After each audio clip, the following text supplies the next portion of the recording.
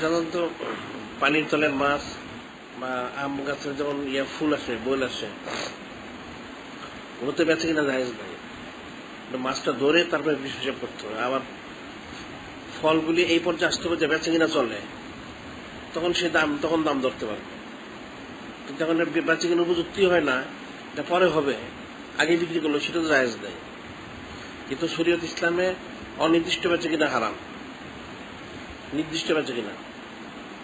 আর একটা মাসালা থেকে নেই, সেটা হলো যেমন একটা লোক একটা গাড়ি উঠলো, ভাড়া ফিক্সড নাই, অনির্দিষ্ট ভাড়া, রিক্সায় উঠলো, নামার পরে সে একটা দিল। এখন যদি ওই যে রিক্সাওয়ালা হোক, গাড়িওয়ালা হোক, সে বেশি তারা ভাড়া দাবি করে, তাহলে তাকে সেটাই দিতে হবে। তাহলে অনির্দিষ্ট থেকে নেই, এই জন্য আগে নির্দিষ্ট করে নিতে হবে। অথবা ভাড়া ফিক্সড আছে, এখান থেকে গেলে 10 টাকা, এখানে 20 টাকা, নির্দিষ্ট, তাহলে তো ঠিক আছে। অন্যথায় নির্দিষ্ট করে নিতে হবে। অনির্দিষ্ট এটাও শরীর সম্মত না। এখন যে অনির্দিষ্ট থাকে আর সে যে বেশি চায়, তাকে বেশি দিতে হবে। আগে কেন ফয়সালা করলো না?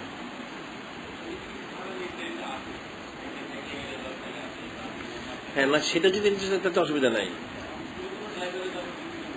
না, হ্যাঁ,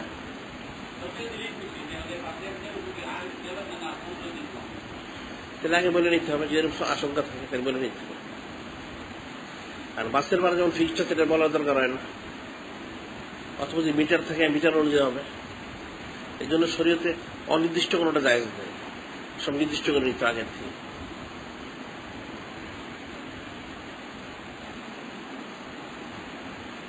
পত্রিকাগুলি দেওয়া হচ্ছে তো না, পত্রিকা দেয়, পত্রিকাগুলি দৈনিক দেওয়া হচ্ছে না, পত্রিকাগুলি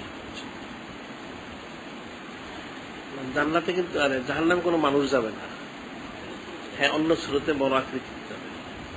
আর জান্নাতে যেটা সাধারণ, যেটা জান্নাতের বর্ণনা, সেটা মানে স্বাভাবিক স্রোত। এখন যেমন কেউ বলছেন আদম আলাইহিস যে ছিলেন, ওই ইয়াতে যাবেন। অথবা আল্লাহ ভাবি স্বাভাবিক যেরকম সেরকম, এটা কোনো নির্দিষ্ট নয়, এটা অবস্থা। ওখানে একটা স্বাভাবিক স্রোত ধারণ করে প্রত্যেকে, ওচা হোক, লম্বা হোক, স্বাস্থ্য হোক, সব স্বাভাবিক, নর্মাল। বেশি বড়ও দেখা যাবে না, ছোটও দেখা যাবে না, মাঝামাঝি। আমার এখানে পার্থক্য আছে, যেমন হয়তো সমষ্টিগত গেলে আলাদা। সে কেউ জীবন একটু লম্বা হয়েছে, অটোমেটিক লম্বা হয়ে যাবে। সে যে ছোট হইতে অটোমেটিক একটু ছোট হয়ে যাবে। যেটা ওখানে তো সে যা প্রকাশ করবে সেটাই স্বাভাবিক একটা সাধারণ ইয়ে থাকবে, যেটা আদম আলাইহিস সাধারণ আদম আলাইহিস যে সুরত মোবারক ছিল সেরকম, অথবা আল্লাহ যে ইয়াতে আছেন সেরকম স্বাভাবিক সুরত। এরপর ইচ্ছা করলে কেউ ব্যতিক্রম হইতে পারে, কারণ এখানে তার কোনো এই সমস্ত ব্যাপারে কোনো ইয়ে নাই। তো বয়সের ব্যাপারে পুরুষ মহিলা 30-33 স্বাভাবিক, এটা বলা হচ্ছে। এর ব্যতিক্রম হইতে পারে অবস্থা অনুযায়ী, এটা স্বাভাবিক। এখন স্বাভাবিক বলা যায় হয়তো আদম আলাইহিস এমনি 60 হাত লম্বা ছিলেন, সাধারণ লোকের ইয়েতে আর কি। এটা ওনার হাত মোবারক, কারণ যার যার হাতে তুমি ওইটা বেখেপা দেখা দেব, এটা সাধারণ লোকের ইয়েতে। এরপরে ইচ্ছা করলে কেউ যদি মনে করে, যেমন একজন লোক সে মনে করলো তার তো সবই স্বাভাবিক থাকবে, এখন সে বসা আছে অনেক দূরে, তার কাছে সে ধরতে চাইলে হাতটা লম্বা হয়ে যাবে অটোমেটিক। এখানটা স্বাভাবিক হাত ঠিকই আছে তার, কিন্তু ইচ্ছা করলে তার হাতটা লম্বা হয়ে যেতে পারে, ইচ্ছা করলো। অথবা এমনি বললে ফলটা আসবে, সে যদি মনে করলাম একটু ধরি, ইচ্ছা হলো তার বাগান হাতটা বাড়াই লম্বা হয়ে গেল। কতগুলো জিনিস ইচ্ছা করলে সে একটু ব্যতিক্রম করতে পারবে। এটা সাধারণ মাপ আর কি। অনেকম ফিয়া মা তাস্তাই আকবুস, অনেক ফিয়া মা তার দাউন। এখন সে যা খেয়াল করবে আর মুখে বলবে, ওইটাই সে পাবে। নুজুলাম মিন গাফুরির রহিম, আল্লাহর তরফ থেকে মেহমানদারি। এখন আল্লাহ মেহমানদারি করবেন, তার তার যত চাহিদা সব পুরো করবেন। তবে এখানে একটা জিনিস হবে না, সেটা হলো জান্নাত থেকে কোনো মানে অশ্লীল কোনো নিয়ত করবেন না, মানে রুচি খেলাফ কোন নিয়ত তার অন্তর আসবে না।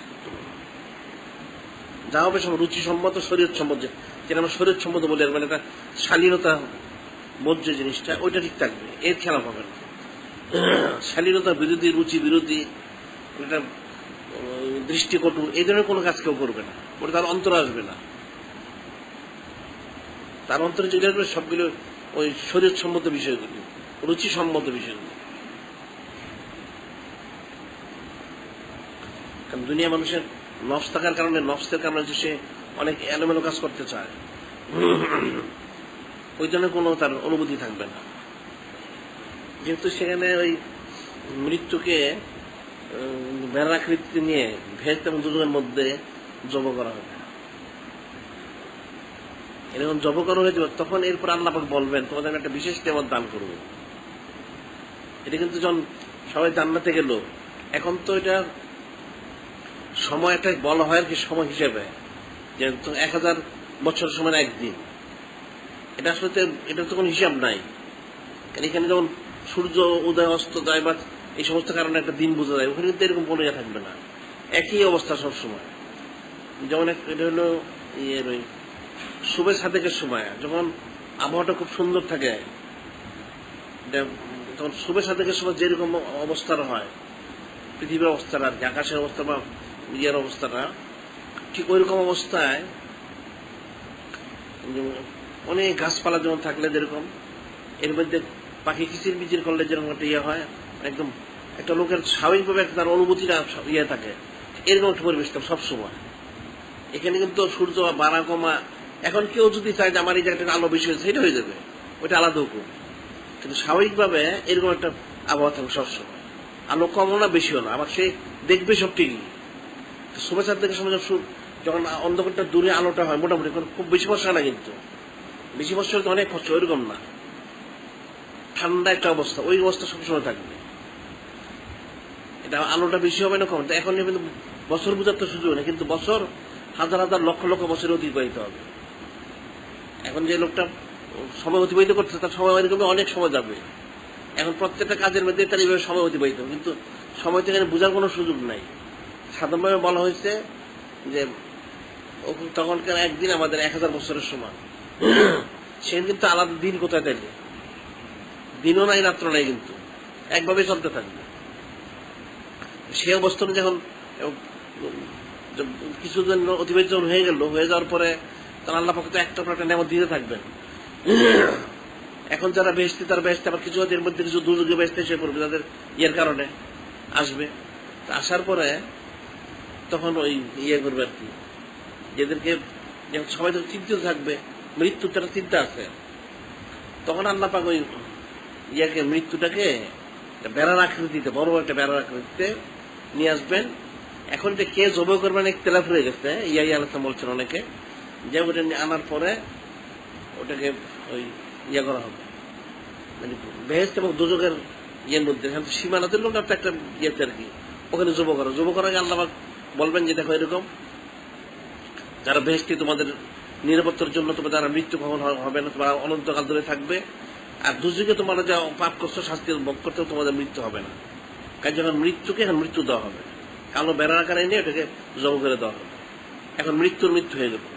এখন তারা নিশ্চিত হয়ে যাবে আর বেহেশতিদেরকে আর বের হতে হবে না, আর মৃত্যু হবে না, অনন্তকাল ধরে থাকবে।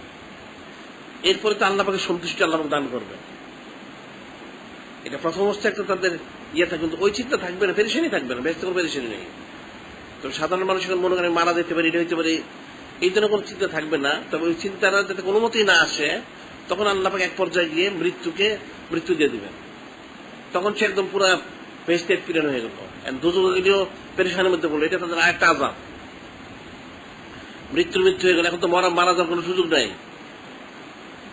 ওই সুম্মা লা ইয়ামুতু ফিহা ওয়ালা ইয়াহইয়া, এরা মরবেও না বাঁচবেও না, কঠিন আযাব গজবে গ্রেফতার হয়ে যাবে। আর নেককারদের জন্য তারা তো অনন্তকাল ধরে সেখানে থাকবে, এদের তো যে আল্লাহ পাক তো মেহমানদারি। ইন্নাল্লাযীনা আমানু ওয়া আমিলুস সালিহাতি কানাত জান্নাতুল ফিরদাউসি নুজুলা খালিদিনা ফিহা লা ইয়াবগুনা আনহা হিওয়ালা, অনন্তকাল তো তারা ক্ষেত্রে বের হইতে পারে, তাদেরকে বের হওয়ার জন্য কোনো প্রশ্ন আসবে না। কাজে তাদের তখন এটা পুরা ইয়ে, তখন তারা সমস্ত জান্নাতের এক্সপিরিয়েন্স হয়ে যাবে। এখন এটা হচ্ছে একটা বিষয় হলো, এটা হলো সাধারণভাবে যারা জান্নাত তাদের জন্য এটা চিন্তার বিষয়, কিন্তু যারা খাস যারা হবে তাদের তো আল্লাহ পাকের সাথে আল্লাহ দিদার একটা ব্যাপার আছে। এই জিনিসটা তাদের মধ্যে ক্রিয়া করবে না। অর্থাৎ আমলোকের একটা চিন্তার বিষয় হইতে পারে, চিন্তা কারো আসবে না যে মৃত্যু হওয়া বা মৃত্যু না হওয়ার আগ পর্যন্ত যারা দিদারে বা ইয়েতে মশগুল, তাতে কিন্তু এই ধরনের কোনো ইয়ে থাকবে না। অর্থাৎ যারা ওই স্তরের আম যারা, তারা আমভাবেই থাকবে। তার মৃত্যু হয়ে গেলে এটা সবার জন্য খুশির কারণ হইল যে আমরা অনন্ত কাল ধরে আল্লাহ পাক আল্লাহ ভাইবের সুবতে থাকতে পারবো। এই দিদারের নিয়ামত আমাদের হাসিল হবে, এখানে আর কোনো আর বিঘাত করতেছে না, তখন এই পিরান হয়ে যাবে। হ্যাঁ হ্যাঁ হ্যাঁ, অনেক সবসময় পাবে। হ্যাঁ, এটা কয়েক শ্রেণী আছে। এক শ্রেণী আছে সবসময় পাবে, আরেক শ্রেণী আছে তারা 2 বেলা বলা হয়েছে, 2টা মানে পর্যায়ে সে পাবে, পর্যায়ক্রমে। আরেকটা বলেছে ওখানে আবার যেমন একটা সাপ্তাহিক সম্মেলনের মতো থাকবে, ওটা ওর মধ্যে আল্লাহ কুদরতি ভাবে বের করে দিবেন, ওই সময় অনেকে দেখবে। আবার কেউ ওটা একটা বৎসরের মতো আল্লাহ পাক করবেন, ওই 2 বার পাবে বৎসরে, কেউ 1 বার পাবে, এইভাবে চলতে থাকবে। বৎসরে 1 বার অবশ্যই সে পাবে দিদার, কেউ 2 বার পাবে, কেউ 6 মাসে পাবে, কেউ 3 মাসে, কেউ সপ্তাহে, কেউ দিনে 1 বার, আর কেউ সবসময় দায়ী ভাবেই দিদারে মজুদ থাকবে। যেমন খাজা সাহেব রহমতুল্লাহ যে বলা হইল, বক্তির কাজী রহমতুল্লাহকে দেখলেন, দেখার পর জিজ্ঞেস করেন যে আমার সাহেব আপনার এত আপনার জান মাল সব কোরবানি করলেন, তাহলে আল্লাহ পাক আপনাকে এর বিনিময়ে কি নেমত দান করলেন? উনি বললেন আল্লাহ পাক আমাকে কবুল করেছেন আমার সব প্রিয়, তবে আমাকে বিশেষ যে নেমত দেন সেটা হচ্ছে আমাকে যে আমি দায়মি ভাবে আমাকে আরশের অধিবেশী আল্লাহ পাক মনোনীত করেছে। সুবহানাল্লাহ, দায়মি ভাবে আরশের অধিবেশী মনোনীত করেছে। এখন যারা আরশের অধিবেশী আল্লাহ পাকের দিদারে যারা দায়ী মশগুল থাকবে তাদের তো দায়মি হবে। এখন আল্লাহ পাকের দিদার মানে আল্লাহ ভাবি দিদার, একসাথে দিদার, এর মধ্যে কোনো পার্থক্য নাই। জান্নাতে তার সাথে থাকবে না, মানে দিদারে মজবুত থাকবে। আল্লাহ সুন্নতের ব্যাপারটাই বলি যে মানা মাসুদ ফাঁকা ধামানি কানা মাহফিল জান্নাত, আমার সাথে জান্নাতে মানে আমার সাথে সে জান্নাত, তার জান্নাতে সে থাকবে, মানে আল্লাহর ভাবির নেসবতে সে থাকবে। আল্লাহ ভাবির জান্নাতে যাওয়ার কার যোগ্যতা নাই। এটা বলেছে সাধারণভাবে, সাধারণ যারা বেশি তারা যে জান্নাতে থাকবে, এরা দেখবে বিশেষ লোকদের জান্নাতগুলি তারার মতো। আবার যারা বিশেষ উম্মত, ওনারা দেখবেন নবী রসুলেরটা তারার মতো জান্নাতগুলি। আবার নবী রসুলটা দেখবেন আল্লাহর হাবিবেরটা তারার মতো। এটা তো শেষ নাই, আম থেকে খাস, খাস থেকে নবী রসুল, এরপরে আল্লাহর হাবিবেরটা।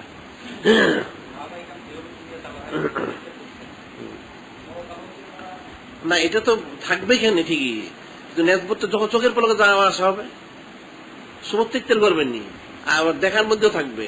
এখন যতই দূরে থাকুক সে কাছেই দেখবে, মানে সে দেখবে ঠিকই। এখন অর্থাৎ পজিশনটা, একটা অবস্থানটা আর কি, আমলোকের অবস্থান এখানে যদি হয় সাধারণ, তাহলে আরো উপরে হইল, মানে অবস্থানটা দাবে দাবে। কিন্তু প্রত্যেকে আল্লাহ পাক আল্লাহ ভাবে দিদা লাভ করবে, জান্নাতি মাত্র লাভ করবে। তবে দিদারের মধ্যে এখন কেউ 24 ঘন্টায় মজগুল থাকলো, আবার কেউ গ্যাপ দিল, অর্থাৎ ফাঁকে ফাঁকে হবে, আর যখন ইচ্ছা সে তখনই সে যাইতে পারবে। এখন সে যেই জান্নাতি থাকুক, সে যখন ইচ্ছা তখন সে যেতে পারবে। ওটা তো তার নিয়তের সাথে সম্পর্কযুক্ত, দূরত্বের সাথে কোনো ইয়ে নাই।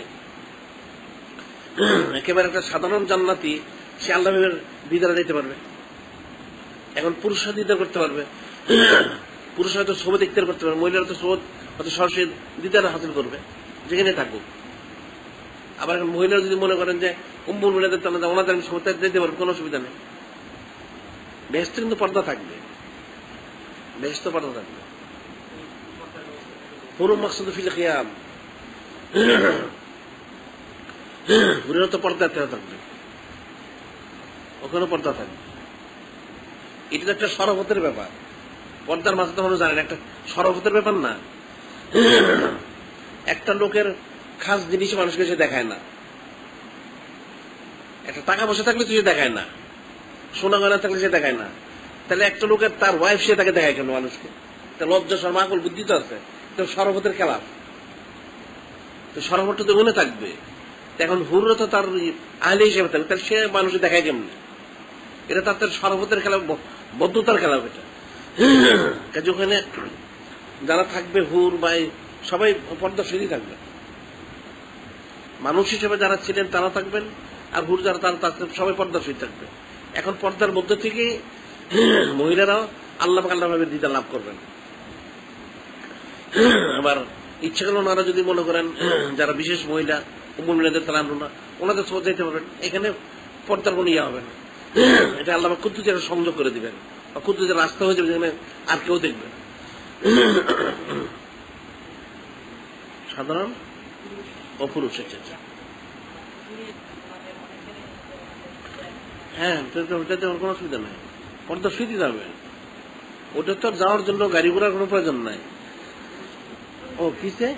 না না না না না না, ওই ইচ্ছে থাকবে না, ওই ইচ্ছা থাকবে না, ওর ইচ্ছা থাকবে, ইচ্ছা থাকবে।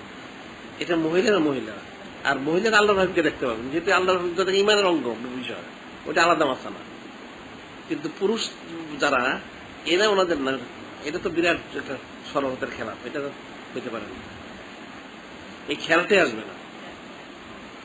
মানে যেটা সাধারণত বললাম যে সরবতের যে খেলা সাধারণ যেটা মানুষ মনে করে, এটার ওই খেলা আসবে না। এখন যদি আওলাদ হিসেবে তাহলে সেটা আলাদা মাথা না, আলাদা আলাদা আসা না, যার মেজবুত অনুযায়ী সে করতে পারবে, কিন্তু এছাড়া সেটা পারবে না।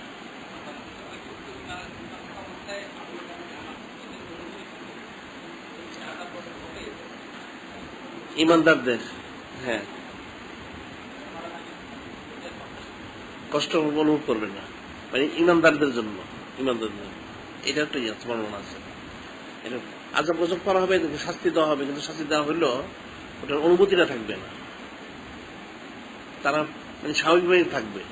তবে এখন সাধারণত আসলে বেহেশতে তার মানুষের শুরুতে নেওয়া হবে না কোনো মানুষ। আর দুযোগে কোনো লোক মানুষের শুরুতে হবে, সে তার যেই সুরতটা, তার মানে তার যে বৈশিষ্ট্যটা, খুশিয়তটা, ওইটাই সে ধারণ করবে। যখন তার মাপ হয়ে গেল সে পরিবর্তন হয়ে যাবে, সে এসে পড়বে। আর কিছু লোক আছে যারা মানে বেহেশতে হবে না, দুযোগে হবে না, আরাফ নামক একটা জায়গা আছে বেহেশত এবং দুযোগের মধ্যে, ওই জায়গায় তারা অবস্থান করবে। এখানে কোনো শাস্তি আলাদা গজব নেই, আবার বেহেশতে সুখটাও নাই। কিন্তু এই লোকগুলি করবে কি, যারা হাদিস শরীফে যেটা আছে, এরা তো ওখানে থাকবে, থেকে আল্লাহ পাক আপনি দয়া করে আমাদেরকে আযাব থেকে হেফাজত করছেন, খুব শুকরিয়া আদায় করবে, বা যে নবীর রাসূল উম্মত শুকরিয়া আদায় করবে। এরপর তারা আস্তে আস্তে অগ্রসর হবে, যে আল্লাহ পাক রহমান রাহিম, গাফফার সাত্তার, আল্লাহ রহমতুল্লাহ আলামিন, এটা আমাদেরকে আস্তে আস্তে আল্লাহ পাক কিছু নেয়ামত যদি ইয়ে করতেন, ওইভাবে তারা করতে করতে এরা গিয়ে ওই শেষ পর্যন্ত এসে পৌঁছবে। তখন তারা আল্লাহ ইয়ে করবে, খুব সানাসুর করবে, যাই হোক ইয়ে করবে, শেষ পর্যন্ত আল্লাহ পাক তাদেরকে বেহেশতে দিয়ে দিবেন। এদের ওই ইয়ের কারণে, এরা বেহেশতের সুখ দেখে তারা ওইটা আর্য করবে, যে আল্লাহ পাক আমাদেরকে আযাব হেফাজত করলেনি, তাহলে আমাদেরকে আস্তে আস্তে আপনার নিয়ামত ইয়ে করেন। এরা আস্তে আস্তে পর্যায়ক্রমে গিয়ে তারা বেহেশতে প্রবেশ করবে। আরাফের অধিবেশন যারা তারা সব বেহেশতে হয়ে যাবে, যেহেতু তারা আসলে দুযোগী না, তার নেকি বদি সমান হয়ে গেছে। আল্লাহ পাক ইমানের কার খাতিরে তাকে দিয়ে দিবেন। আর যারা শাস্তি ভোগ করবে, এদের অনেকের নির্দিষ্ট মেয়াদ থাকবে, ও মেয়াদ অতিক্রম করার পরে তারা প্রবেশ করবে।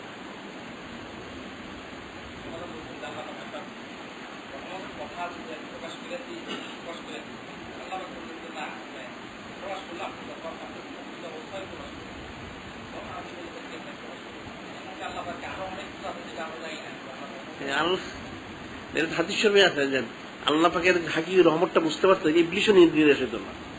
আর আল্লাহ পাকের জালালিয়তটা যদি জানতো, তাইলে বড় বড় ইমানদাররাও পেরেশান হয়ে যেত। আল্লাহ পাক তো দুই দিকে অসীম, যেমন দয়ালু তেমন আল্লাহ পাক জলিল জব্বার কাহার। এ তো মানুষের কল্পনা বাইরে বিষয়টা। তা আল্লাহ পাকের জালালিয়তের বিষয় যেটা আছে, সেটা যে মানুষ জানে, তাহলে নিরাশ হওয়ার কথা। কারণ আল্লাহ পাক তো পরাও করেন না কাউকে, আল্লাহ বলেন কেউ পরাও করেন না। আবার রহমতটা তো সেরকমই, রহমতটা তো সেরকমই। এটা তো আর বান্দা হিসাব নিকাশ করে মিলাইতে পারবে না। এটা সাধারণ যেটা বহিঃপ্রকাশ যেটা দেখা যায়, সেটা হচ্ছে, এটা তো অনেক লম্বা কথা। সাধারণ বহিঃপ্রকাশ একজন হাজী সাহেবের জন্য, একজন ইয়ের জন্য শহীদের জন্য আল্লাহ পাক কিছু জান্নাতীদের জাহান্নামীদেরকে জান্নাত দিয়ে দিবেন। এটা তো সোজা জিনিসটা, এই কথাটা তো সোজা না। একটা সাধারণ ইয়ার জন্য একটা দুজকে বেস্ট করে দিলেন, এখন হাফেজে কোরআন 10 জনকে নিয়ে যাবে, এদিকে সোজা জিনিস এটা? আল্লাহ পাক তার জন্য দুজন নির্দিষ্ট করলেন, সে একটু বললো আল্লাহ পাক এই লোকটা আমার অমুক, আল্লাহ পাক তাকে বেশ দিয়ে দিলেন। আল্লাহ পাক কত দয়ালু। এখন শেষ যে আল্লাহ পাক কত দয়ালু সেটা তো মানুষের বাসা নাই, এই জন্য বলেছে এটা তো কঠিন ব্যাপার এটা। আবার এদিকে এই যে লোকটা 200 বছরের যে গুনাহ খাতা মাফ হইলো, এটা তো সোজা জিনিস না। এখন এই বিষয়গুলি যদি মানুষ ফিকির করে তাহলে তো অনেক কিছু, আল্লাহ পাকের দয়া রহমতের শেষ নাই। বান্দা যতটুকু ফিকির করে তার চেয়ে অনেক অনেক অনেক বেশি আল্লাহ পাক দয়ালু। আবার আল্লাহ পাকের যে জালালিয়ত কাহারিয়ত যেটা, এটা বান্দা যতটুকু অনুভব করে সেটা অনেক বেশি, যেটা সে কল্পনাই করতে পারবে না। এখন সেটা অনেক আমরা যেটা বলছেন যে হ্যাঁ ওই জিনিসটা প্রকাশ করা হয় তাহলে তো অবশ্যই জিনিসটা অনেক ইয়ে হবে। এগুলি সাধারণ মানুষের আকল সমাজের ইয়ে থাকে, এগুলি তোমার আমলের ত্রুটি মানুষের আসে। কথা জানি বলবার তো না,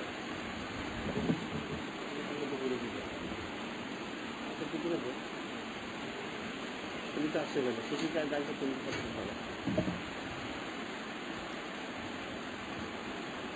কি বলতে?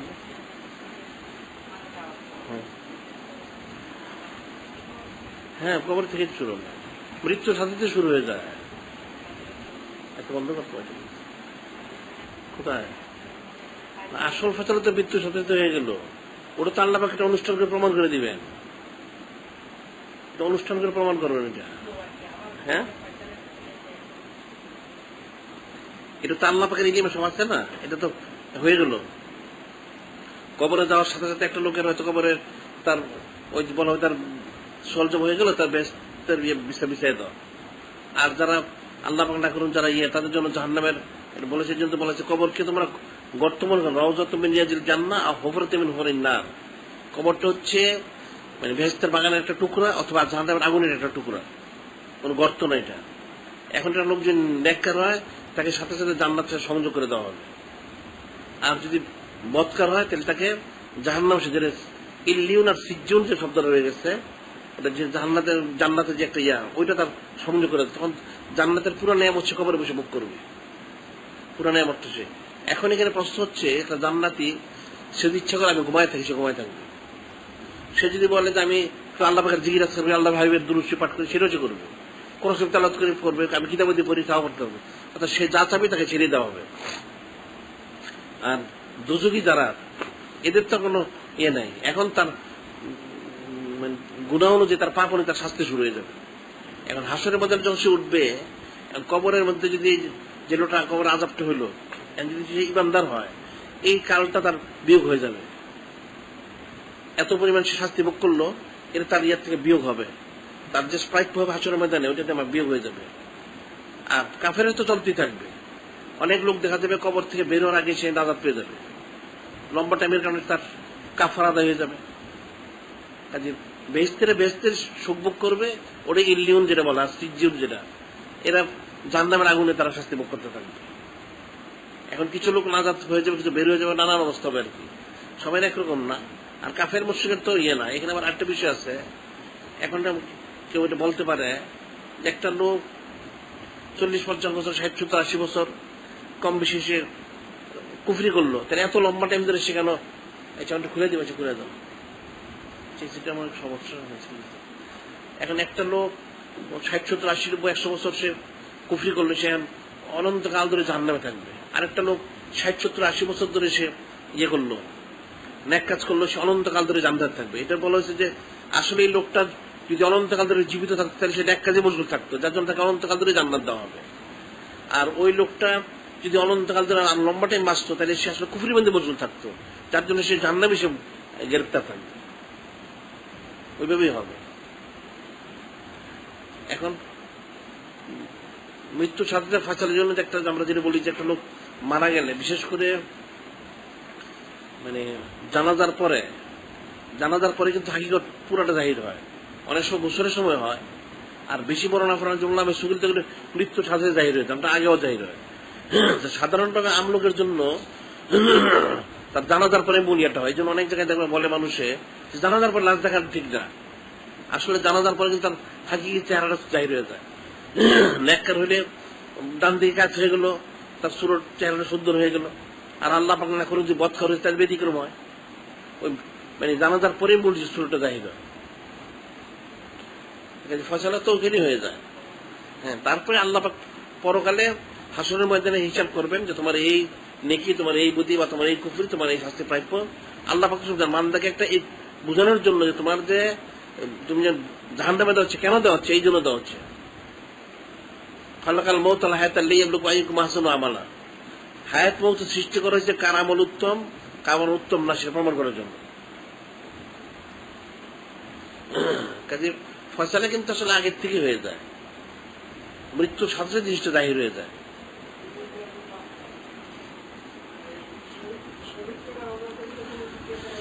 না,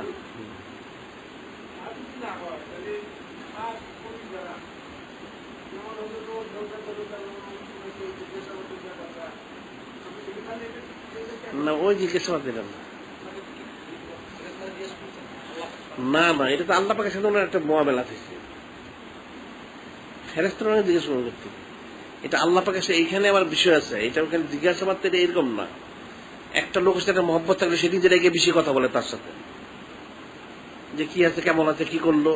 একটা ছেলেকে তার মহব্বত, তুমি কি করো, কোথায় খাও, একটু ইচ্ছে হলে কিছু কথা বলা, একটা মহব্বতটা প্রকাশ করা। তা আল্লাহ পাক ওনার মহব্বত আলাদা। এই জিনিসটাই বই প্রকাশ করানো হয়েছে। না ওলি আল্লাহ হবে কেন? ওলি আল্লাহ নেজবত থাকলে যে না হয়তো ওলি আল্লাহ হবে কেন? হ্যাঁ, এটা কথা হলো নাকি? এটা যে ঘটনা যে কিছু ঘটে থাকে, প্রকাশ পায় থাকে, সেটা হচ্ছে আল্লাহ পাক ইব্রতের জন্য, নসিহতের জন্য। যেমন বড় বিশ্ববিদ্যালয়ের যে ঘটনাটা, বড় বিশ্ববিদ্যালয় আবার সহজভাবে করতে ওনার মুড়ি দিতে হয় না। হ্যাঁ, এটা বাজে কথাগুলি বাইশ বুঝতে পারো, ওনার কিছু সলভ হবে। এটা হচ্ছে একটা ঘটনা ঘটানো, ঘটনা ঘটায় এটা এই পৃথিবীর মধ্যে একটা দৃষ্টান্ত স্থাপন করা। বড় বিশ্ব তুলে মুড়ি দিতে সলভ হয় না, তো ওনার সলভ করতে, এটা সাধারণ স্বাভাবিক। ওই যে লোক 200 বছর বুড়া মাফিল এবারে সলভ হয়েছিল, তো ওই লোকের যদি না তাহলে বড় বিশ্বের মধ্যে কিছু সলভ হবে। মন কানাগির আসছে জিনিসটা আল্লাহ পাক দেখাই দিলেন, দেখো আমার হাবিবের যারা উম্মত আউলি তাদের ক্ষমতাটা কতটুকু, তারা কি করতে পারেন, এটার বই প্রকাশ ঘটানো হয়েছে। 22 বুঝতে পারে হোটেলের ব্যাপারে বলা হয়, ওনাকে সোয়াল জব করতেছে, ফেরেশতারা বলছে তুমি সোয়াল জব সালাম বলছে কি করতে আসছো কাসমান থেকে, তুমি এত নিচে নামলা, তুমি আল্লাহকে ভুললাম না, আর আমি দেড়ার দিয়েছি আল্লাহ পাকে ভুলে গেছি, তুমি আল্লাহ পাকে জিজ্ঞাসা করো আমি আল্লাহ পাকের বান্দা কিনা, আমি বললে কি হবে? এই যে বিষয়টা, এটা তো আল্লাহ একটা দৃষ্টান্ত স্থাপন করলেন। একজন ওলি আল্লাহর যে একটা লা খাউফুন আলাইহিম ওয়া লা হুম ইয়াহজানুন, আল্লাহ বলে যে কোনো ভয় নেই, কোনো চিন্তা নেই, এটাই প্রকাশ করা হইল। ওনার ভয় পেলে তো ওনারা কাঁপতে থাকতেনি, ওনাদের কথা ফেরত কাঁপা শুরু করলো, মন কান্না কিন্তু কাঁপা শুরু করলো, মাপ চাওয়া শুরু করলো। এটা আল্লাহ পাক প্রকাশ করে দিলেন যে দেখো আসলে আল্লাহ পাকের ওলিদের খুশিয়তটা কি, বৈশিষ্ট্যটা কি, এই জিনিসটা বোঝানো হয়েছে, অন্য কিছু তো বোঝানো হয় না। এখন একজন আমলখেরই দেখা সলভ হইল না, তা এত বড় ওলি ওনার কিছু সলভ হবে, ওনার কিছু সলভ হবে, এই জিনিসটা তো বোঝার বিষয় আছে। বড় বিশ্বের এটা তো সে 200 বছরের গুনা খাতাওয়ালা লোকটার তার সলভ হইল না, আর বড় বিশ্বের মধ্যে সলভ হবে নাকি? এটা স্বাভাবিক ব্যাপার। এটা খাজা সাহেব রহমতুল্লাহ যে উনি দেখলেন ওনার যে পীর সাহেবের যে মুরিদ, যে মুরিদটা দুনিয়াবী দৃষ্টিতে ফাসেক ছিল, তো বলেন আর কি, এই মুরিদেরই সলভ হইল না হযরত ওসমান আলী রহমতুল্লাহর কারণে, তাহলে কি হযরত ওসমান আলী রহমতুল্লাহ সলভ হয়েছে? এটা স্বাভাবিক ব্যাপার। এটা তরতিব হচ্ছে মানুষ মারা গেলে সলভ হয়, কবর আযাব হয়। এখন এর উপযুক্ত হইতে হতো, যারা এটার উপযুক্ত তাদের হবে কেন? কবর আযাব তো সবাই হয় না, সলভ তো সবাই হয় না। হ্যাঁ, আমভাবে তো ঠিক না, তো সুন্নত হিসেবে দিতে পারে। ওই যে একটা ঘটনা আছে না তালকিনের ব্যাপারে, এক ওলি আল্লাহ উনি ইন্তেকাল করলেন, তো ওনাকে নিয়ে গেছে তালকিন দেওয়ার জন্য, মানে দাফন স্বাভাবিক করতে কবরস্থান নিয়ে গেছে। যখন ওখানে আরেকজন ওলি আল্লাহ ছিলেন, তো উনি দূরে বসা ছিলেন, তারা দাফন কাফন হয়ে গেল, ওখানে তারা তালকিন দিচ্ছিল। তো ওই ওলি আল্লাহ একটু দূরে, মোটামুটি ওখান থেকে দূর, ওখান থেকে ওলি আল্লাহ হাসতেছিলেন মুচকি মুচকি। তো অন্য অন্য লোকে বললো, হুজুর বেয়াদবি মাফ করবেন, আমরা জানি কবরস্থান তো হাসতে হয় না, সাধারণভাবে কবরস্থানে হাসলে দিল মুগ্ধ হয়ে যায়, তা আপনি হাসার কি কারণ? উনি বলছে হ্যাঁ কবর আসলে হাসতে হয় না। উনি অট্ট হাসি আসেন না, মুচকি আসতেন। কি ব্যাপার? এই যে তোমরা তাকে দাফন করলে, উনি একজন আল্লাহ পাকের ওলি, তোমরা যখন তালকিন দিচ্ছিলে তখন ওই ওলি আল্লাহ আমাকে বলতেছেন যে মুর্দা লোক জিন্দা লোকে তালকিন দেয়। এটা শুনে আমি হাসছি। একটা মুর্দা লোক জিন্দা লোকে, মুর্দা মানে যে তালকিন তার তো দিল কল জানি না, সে তো মুর্দা।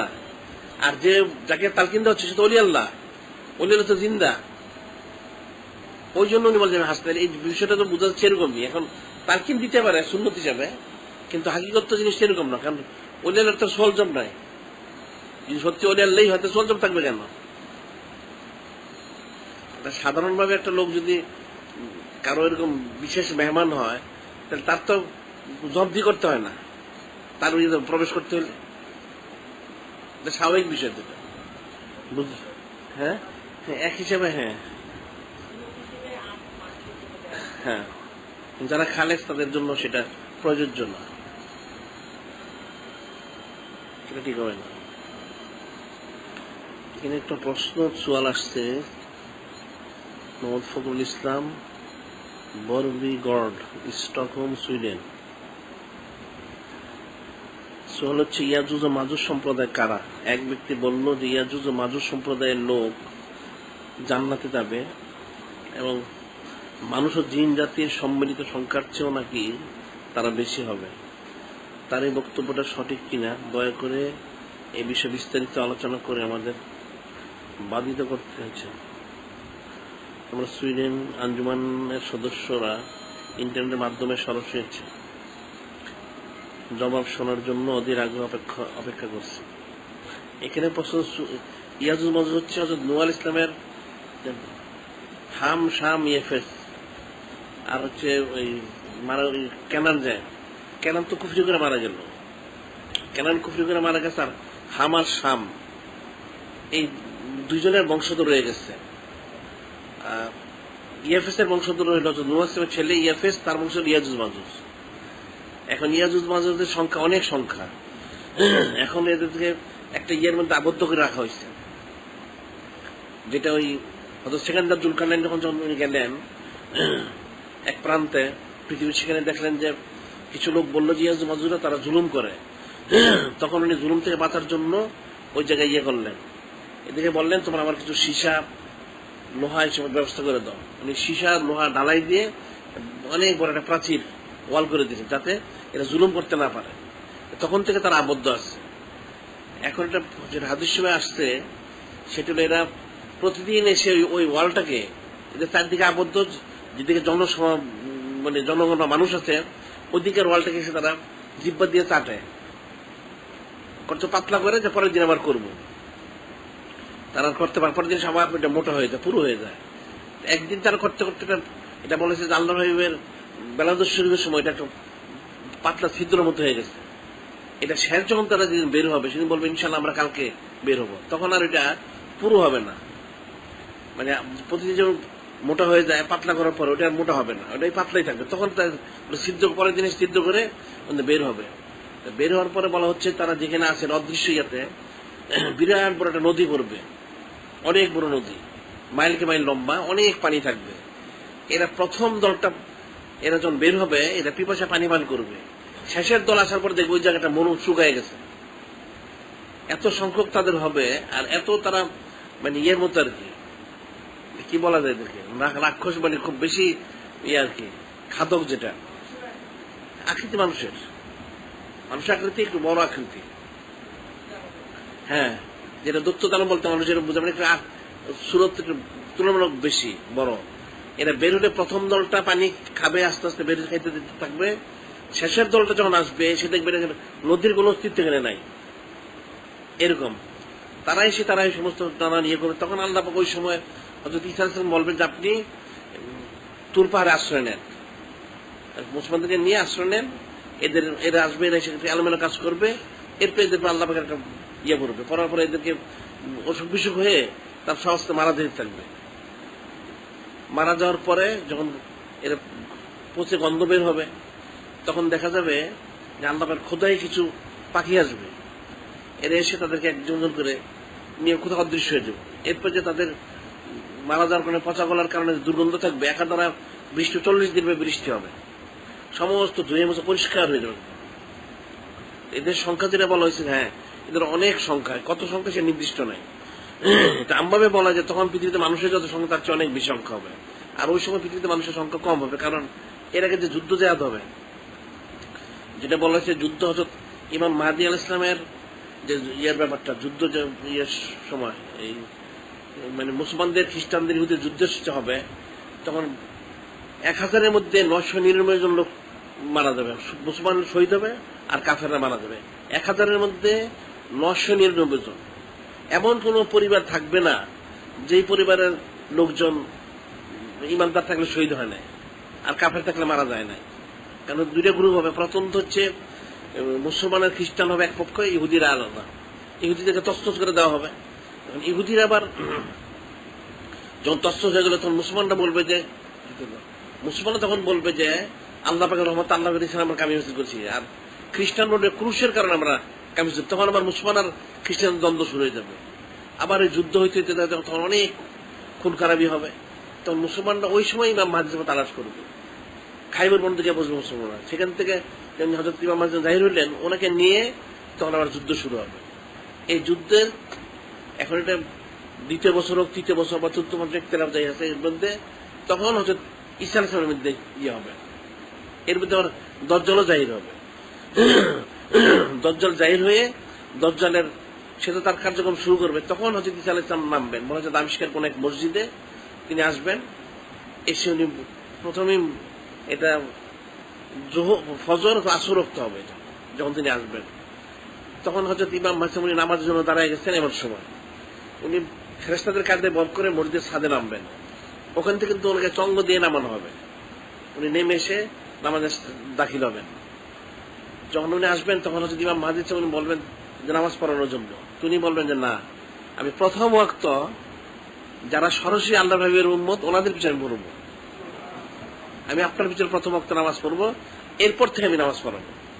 প্রথম ওয়াক্ত উনি ইমাম মাহদী পিছনে ইক্তেদা করবেন, এরপর থেকে উনি নামাজ পড়াবেন। তখন উনি বলবেন যে আমাকে যা এখন এটা বল্লম হোক, নেজা হোক বা যে অস্ত্রপাতি সেটা আমাকে দাও, দজ্জালকে হত্যা করতে। তখন উনি সমস্ত ব্যবস্থা করে প্রথম দজ্জালকে হত্যা করবেন সিরিয়ার বাবে লুদে, যে তখন ইহুদিদের 70,000 ইহুদি থাকবে দজ্জালের সাথে। ওনার আল্লাহ পাক ওনাকে এই ইয়ে দিবেন, মর্যাদা দিবেন, ওনার শ্বাস নিঃশ্বাস মোবারক যে বের হইলে যতদূর যাবে অতদূর ইহুদিরা পড়লে ইহুদি গলে যাবে অটোমেটিক। আবার আরেকটা হচ্ছে উনি যখন দজ্জালকে হত্যা করে যখন বের হবেন, তখন সমস্ত গাছপালা, পাথর, যা কিছু মাটি সব বলবে, হে আল্লাহ পাকের নবী হযরত ঈসা আলাইহিস সালাম এখানে অমুক ইহুদি অমুক ইহুদি, এরা বলে দিতে থাকবে। তখন ওনার সাথে মুসলমানরা থাকবেন, ওনারা গিয়ে গিয়ে এরা সবগুলো কতল করবেন। কতল করতে করতে তখন এদিকে তো সে মনে হয় একটা ইয়ে এই দজ্জাল একটা প্রভাব বিস্তার করবে, কিছু লোক তার জমা করবে, তখন সে ওনার নাম শুনে সে পালাইতে থাকবে। দজ্জাল পালাইতে পালাইতে সে সিরিয়ার বাবে লুট পর্যন্ত যাবে, সেখানে গিয়ে এই দজ্জালকে উনি হত্যা করবেন। হত্যা করার পরে এরপর তিনি একটা মোটামুটি ইয়ে করা করবেন। এর মধ্যে হয়তো ইমাম মাহদী উনি ওনার রিসাল শরীফ লাখ হবে, ওনার সব সম্পন্ন করে উনি তখন শুরু করবেন। এর পরবর্তী সময় ইয়াজুজ মাজুজ বের হবে। হ্যাঁ হ্যাঁ, ইয়াজুজ মাজুজটা তো তারপরে বের হবে। ইয়াজুজ মাজুজ যখন বের হবে তখন এরপরে বের হবে। বের হয়ে তারা সব তছনছ করার চেষ্টা করবে। তখন তো মুসলমানের সংখ্যা অনেক কম হয়, যেহেতু অনেক মুসলমান শহীদ হয়ে গেছে, তো ইয়াজুজ মাজুজের সংখ্যা মুসলমানের চেয়ে অনেক বেশি হবে। এটা আমভাবে তারা বলে জিন ইনসানের চেয়ে বেশি, জিন তো সংখ্যা অনেক বেশি, ইয়াজুজ মাজুজের সংখ্যা অনেক বেশি হবে। তো এরা বের হয়ে যখন জুলুম শুরু করবে তখন মুসলমানদেরকে আল্লাহ পাক সরাই দিবেন। এদের সব যা করার তারা করবে, করার পরে এদেরকে আল্লাহ পাক নিশ্চিহ্ন করে দিবেন। নিশ্চিহ্ন করে দেওয়ার পরে যখন এদের তো পাখিরা নিয়ে যাবে শেষে বড় ধরনের, তখন সেখানে বৃষ্টি হবে। বৃষ্টি হয়ে সব আবার ধুয়ে মুছে পরিষ্কার একদম মানে যে দুর্গন্ধ বা যত কিছু পচা গলা আছে সব পরিষ্কার একদম পাকসাফ হয়ে যাবে। তখন হজরত ঈসা আলাইহিস সালাম নতুন করে আবার শুরু করবেন। ঈসা আলাইহিস সালাম করার পর না ঈসা আলাইহিস সালাম এখন ইখতিলাফ আছে, উনি কি 40 বছর করবেন অথবা উনি 33 বছর বয়স পরে ওনাকে তুলে নেওয়া হয়েছে। এটা দুইটা মত আছে। একটা হচ্ছে 33 বছর থেকে আর 7 বছর, উনি আর 7 বছর থাকবেন, উনি ঘর সংসার করবেন। আর আরেক মত হচ্ছে উনি মানে অবতরণের পর থেকে 40 বছর, দুইটা মত। এরপরে যখন উনি বেসালশিপ লাভ করবেন, এরপর ওনার খলিফারা থাকবেন। এই খলিফারা 60-70 বছর পর্যন্ত মোটামুটি ঠিক মতো পরিচালনা করবেন। এরপরে শুরু হবে। আর এর আরো অনেক পরে সূর্য পশ্চিম দিক থেকে উদিত হবে। সূর্য পশ্চিম দিক থেকে উদিত হওয়ার পরে 120 বছর থাকবেন দুনিয়া। এমন একটা মানুষের মতোই, তবে একটু বিকট হবে। ঈসা আলাইহিস সালাম না ঈসা আলাইহিস সালাম করবেন, ওনাকে ঈসা আলাইহিস সালাম তো আসবেনই হযরত ইমাম মাহদী সাহায্য করার জন্য। কঠিন পরিস্থিতি, তো অনেক কঠিন পরিস্থিতি, কাফের মুশরিকদের জুলুম, নানান দিকে সমস্ত রকম, এটা কঠিন একটা পরিস্থিতি। আবার দিকে দজ্জাল তো মানে সে মক্কা শরীফ মদিনা শরীফ ছাড়া পৃথিবীর সব জায়গায় সে বিচরণ করবে, যেখানে সেখানে সে চোখের পলকে, ইবলিসের মতো, শয়তানের মতো। সে যেখানে সেখানে যখন তখন সে বিচরণ করে সে যাবে, সেখানে গিয়ে মানুষদেরকে বিভ্রান্ত করার চেষ্টা করবে। এটা কঠিন একটা পরিস্থিতি সৃষ্টি করবে। সেটা উনি তো হযরত ইমাম মাহদী আমাদের প্রতিরোধ করতে থাকবেন। তবে হত্যার দায়িত্ব যেহেতু হযরত ঈসা আলাইহিস সালামের উপরে, সে তো হত্যা হবে না, মারা যাচ্ছে না তাকে। তখন উনি আসার পরে উনি তাকে হত্যা করবেন। সে তো 40 দিন যে রাজত্ব করবে ইবলিস, আরে দজ্জাল 40 দিন সে তার মানে ক্ষমতা করবে। বসতে মানে একটু ওদিকে বসে, তাহলে শরীরটা দিয়ে বসলো, আমার বাসাটা ওইখানে দিয়ে বসলো, পিছনে গিয়ে বসলো, বসতে অসুবিধা নেই, পিছন দিকে যাওয়া। এখন 40 দিনের মধ্যে প্রথম বলা হচ্ছে যেটা, এটার একদিন হবে 1 বছরের সমান, একদিন হবে 1 মাসের সমান, আর একদিন হবে 1 সপ্তাহ সমান। মানে 1 বছর 1 মাস 1 সপ্তাহ 3 দিন, আর বাকি 37 দিন স্বাভাবিক। তাই তো কম সময় না। 1 বছর 1 মাস 7 দিন, এখানে আবার 37 দিন, 37 74 দিন। তাহলে 1 বছর 12 মাস 14 মাস, 14 মাসের পরে আরো 14 দিন। কম সময় না, অনেক লম্বা সময়। এবং সে সূর্যকে আটকে রাখবে, যার কারণে মানে এই সূর্যের প্রখরতার কারণে ওই এলাকাগুলিতে ফসলগুলি নষ্ট হয়ে যাবে। আর সে তার সাথে জিন থাকবে, জিনের দ্বারা মানুষ বলবে তোমার বাবা মার আমি জিন্দা করে দিই, ওই তো জিন তার বাবা মার সুরত ধারণ করবে, মনে হচ্ছে জিন্দা হয়ে গেছে। তাকে মানলে বেহেশত দেওয়া হবে, তাকে না মানলে দুজক দেবে, নাউজুবিল্লাহ। উল্টো হবে এটা, জিনিসটা সম্পূর্ণ উল্টা। তো এইভাবে সে তো বিরাট একটা, এই যেমন এখন ওলামায়ে সুরা কি কম প্রপাগান্ডা করে নাকি? এতে মানুষ ইমান নষ্ট হয়ে যায়। আর দজ্জালে যে কাজ করবে, ইমান তো থাকা স্বাভাবিক না। খালেস ইমানদাররা শুধু ইমান থাকবে। এখন দজ্জাল যাকে তাকে বলবে, না বললে তাকে বলবে তার কতল করো। এখন শেষ যখন তার যে শেষ তার যে এই ইয়েটা ইস্তেদরাজটা মানে কুফরি, এটা শেষ হবে, একজন ওলি আল্লাহর কাছে সে যাবে, বলে যে আপনি, সে বলবে ওলি আল্লাহকে তাকে স্বীকার করার জন্য। তুমি বলে তোমার কপালে লেখা আছে কাফের, তুমি কি তুমি তো দজ্জাল, তুমি তো দজ্জাল, তোমাকে বিশ্বাস করবো কেন? তখন সে ওনাকে ঠিক ইয়ে করবে, সে ওনাকে শহীদ করে আবার যদি আমি আপনার হত্যা করে চিন্তা করতে পারলে আপনি ইমান আনবেন, উনি বলে করতে পারো, সে করবে, আবার চিন্তা করবে, কিন্তু এরপর তার সব ওই ক্ষমতা নষ্ট হয়ে যাবে, আর পারবে না সে এরপরে। তখন বলতে আমি এখন বিশ্বাস করলাম আসলেই তুমি দজ্জাল। তখন ব্যাপক এটা প্রচার শুরু হবে। আর তার দ্বারা যে সাগরিদ গুলি, এগুলো তো তাকে বিশ্বাস করবে। আর এদিকে তো উনি জাহির মানে নাজিল হয়ে যাবেন, তখন সে পালানো শুরু করবে। সে নানান জায়গায় তার লোক দিয়ে সে লুকায় থাকতে চাবে। তখন তার যে একটা মানে কুফরি ক্ষমতা যেটা, সেটার কাজ হবে না, সে পালাইতে থাকবে। তখন এই হযরত ইসলাম তখন তাকে দৌড়ে গিয়ে ধরবেন, সে নানান খানে লুকায় থাকবে, এখানে সেখানে লুকানোর চেষ্টা করবে। তখন তাকে গিয়ে ওই বাবেল লুত যেখানে, ওখানে তাকে ধরে তাকে হত্যা করবে। হ্যাঁ,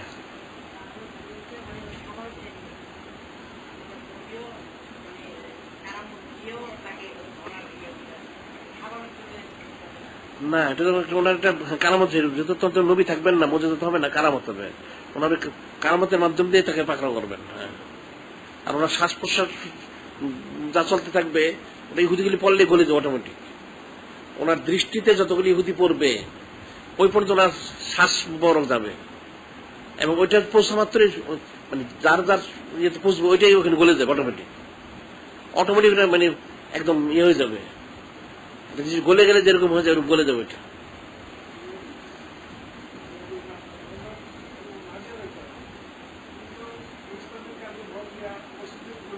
ঈসা আলাইহিস সালাম উনি মক্কা শরীফ, মদিনা শরীফ, ওখান থেকে উনি জিহাদ করতে করতে উনি ওখানে যাবেন।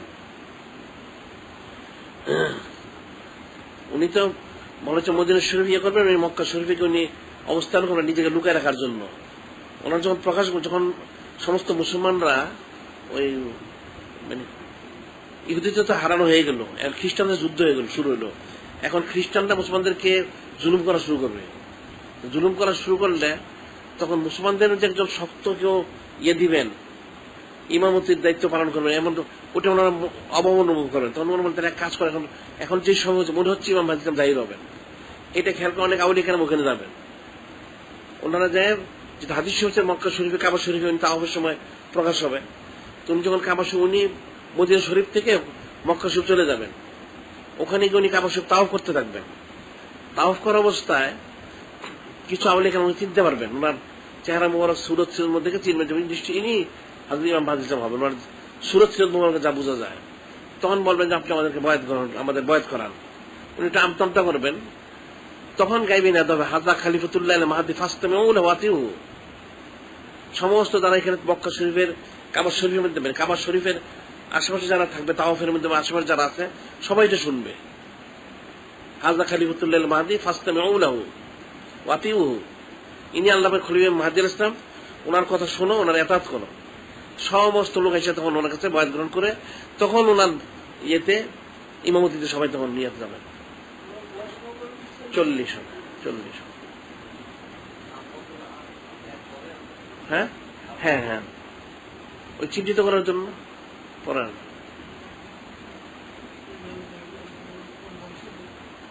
আল্লাহ আল্লাহ আল্লাহ ওনার আব্বা আম্মা আমাদের নাম তো এরকমই, আল্লাহ আব্বা আম্মার নাম বলতে এরকম। সেটাই তো বলে, যেমন কাদিনে যেমন ইমাম মেহেদী দাবি করলো, মুখ দাবি করলো, সে তো এটা কোনো প্রস্তুতি হয় না, অবান্তর কথা, এটা বাজে কথা একটা। ওনার যেটা ইয়ে করেছে কেউ মুখতালিফ, তারপরেও ওই মদিনা শরীফ উনি বেলাদ শরীফ লাভ করবেন, ওনার প্রকাশটা করবে মক্কা শরীফে। আমভাবে বলা যায় মানে হেজাজ যে ভূমিটা মক্কা মদিনা শরীফে, এখানে ওনার অবস্থান থাকবে।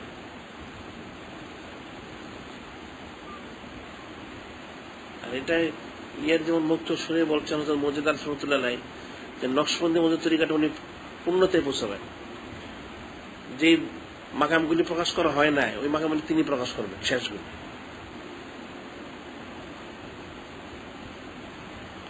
এখানে যেটা বলা হচ্ছে, কথা তো আমরা আরেকদিকে,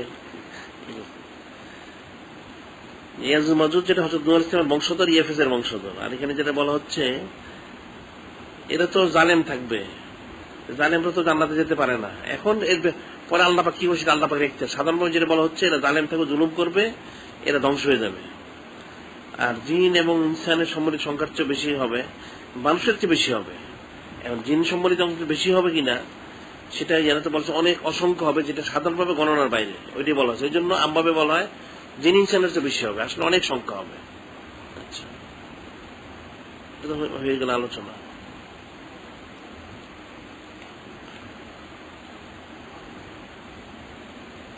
আলোচনা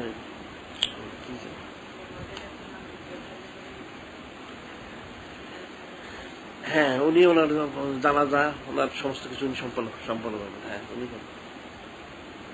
উনি সব করবেন। ওনার মানে মাজার শরীফ কোথায় হবে সেটা নির্দিষ্ট করা হয় নাই।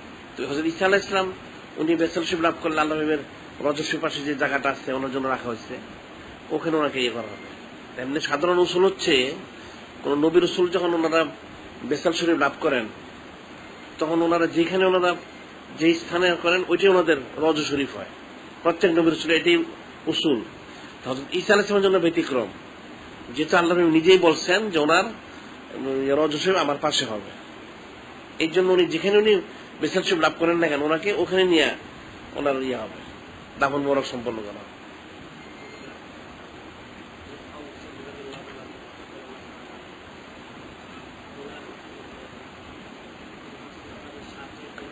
হ্যাঁ,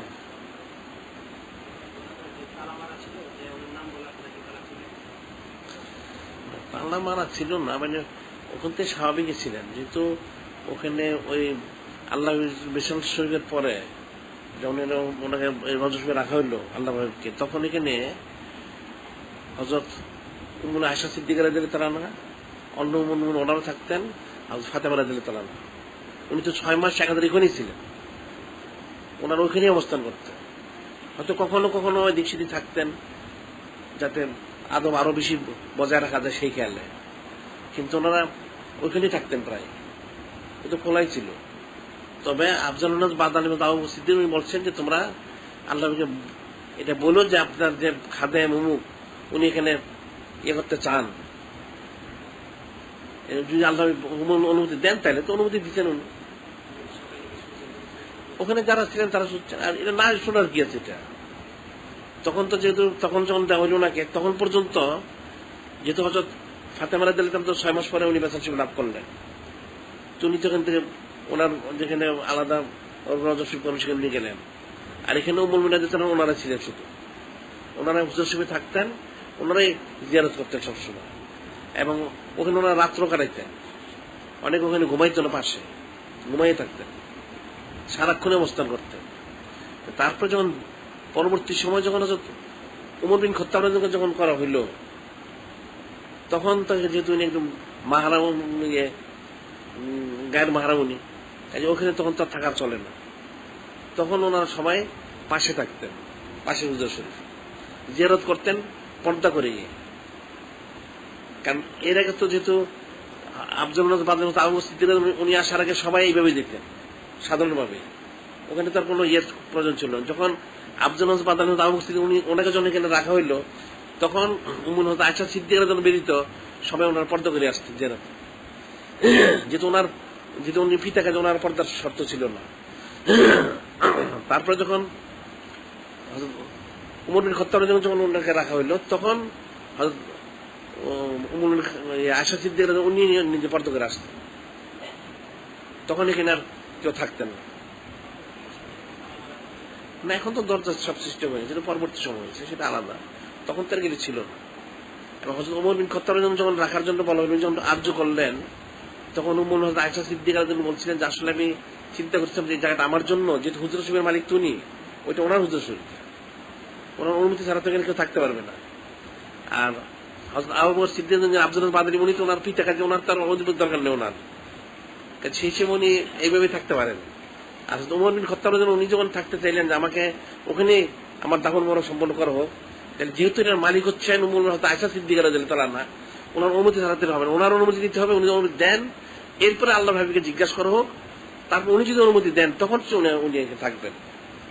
তখন উনি যখন ওনার প্রস্তাব দেওয়া হলো, উম্মুল আয়েশা সিদ্দিকা রাদিয়াল্লাহু বলছে ঠিক আছে, যেহেতু উনি আরজু করছেন তাই আমার জন্য করেছিলাম, এখন আমারটা আমি ছেড়ে দিলাম, কারণ একজনেরই বাকি ছিল এখানে, আরেকজনের যে জায়গাটা আছে সে হচ্ছে ঈসা আলাইহিস সালামের জন্য।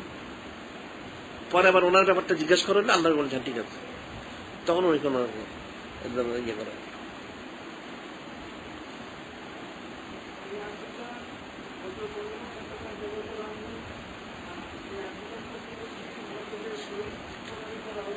যখন উনি আহত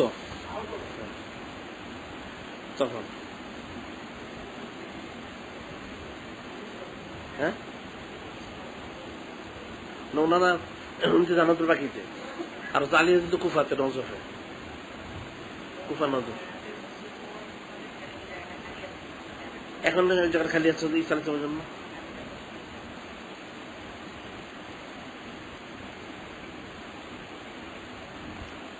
এখন ওনার জন্য আল্লাহ খালি আসতে আল্লাহ এখতিয়ার।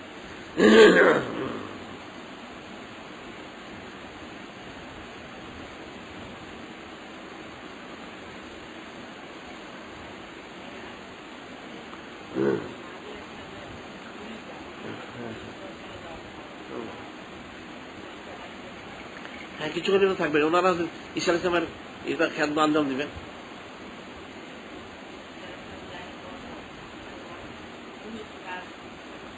না, ওনার খলিফা তো ওনার মুরিদ হিসেবে ওনার মতামত থাকবে, ওনার সহবার ওনাকে, উনি তো নবীর রাসূল হিসেবে ওনাকে ইয়ে করবেন। পরবর্তী হযরত ইমাম মাহদী যারা ছিল ওনারা আবার পরে ঈসা আলাইহিস সালামের কাছে ইয়ে করবেন, বায়াত গ্রহণ করবেন। মানে আল্লাহের উম্মত থেকে সরাসরি প্রথম যদি ইমাম মাহদী উনি দায়িত্ব পালন করবেন। হযরত ঈসা আলাইহিস সালাম আসলে ওনারটা ওনারই থাকলো, উনি সহ ওনার লোকজন সহ ওনাকে খেদমতের আঞ্জামে ওনার খেদমত সাহায্য করবেন। তারও জানি ইমাম মাহদী যখন উনি বিদায় নিয়ে যাবেন, তখন ওনার সব লোক আমার সরাসরি ওনার কাছে বায়াত গ্রহণ করবেন, এমনিও বায়াত গ্রহণ করবেন, আগেও বায়াত গ্রহণ করবেন। মানে হযরত ইমাম মাহদী থাকতো, ওনারা সকলে হযরত ঈসা আলাইহিস সালামের কাছে বায়াত গ্রহণ করবেন, তখন ওনার ইমামতিতে সব কাজগুলি হবে। জীবন থেকে রসুল, জরুরি কথা রসুল। হ্যাঁ, খেদমতের আঞ্জাম দেবেন। হ্যাঁ, তারপরে তো দেখা যেতে পারে ওনাদের ওই খলিফাদের থেকে হয়তো ওনার খলিফা হবেন, তারা পরবর্তী পরিচালনা করবেন। ওই সময় তো যারা খাস খাস যে লোকগুলি, ওগুলি তো সব ইমাম মাহদী সাহেবের সাথে জড়িত থাকবেন। ওনাদের থেকে ওনারা গিয়ে ওনার খলিফা হয়ে ওনার খেদমতের আঞ্জাম দিবেন পরবর্তী সময়। কারণ যারা মূল লোক তারা তো আগেই সংশ্লিষ্ট হয়ে গেছেন, আলাদা তো ভালো লোক আর নাই। হাজারের মধ্যে যদি ৯৯ জন ৯৯৯ জন যদি শহীদ হয়, থাকে কি তাইলে ১,০০০ থেকে একজন, ১,০০,০০০ থেকে তাহলে ১০০ জন, তাহলে ১ কোটির থেকে ১,০০০ জন, তাহলে লোক কোথায়? হ্যাঁ, হ্যাঁ, খালি হয়ে যাবে। তো খালি হওয়ার কারণে তো দজ্জালের এই দুষ্টমিটা সে বেশি করবে, ফাঁকা ফাঁকা জায়গায় গিয়ে শয়তানি করবে। আর ওই জন্য তো তখন ইয়াজ মাসুদকে প্রতিরোধ করা যাবে না। ওরা হয়তো চাইতো আল্লাহ ফেরেশতা করতে পারতেন, তো আল্লাহ বলেন তাদের হাইকোর্টটা জাহির হয়ে যাক। এর তো পুরানা জানে ইয়াজুজ মাজুজ, এটা সে শুরু থেকে তারা জুলুম করত।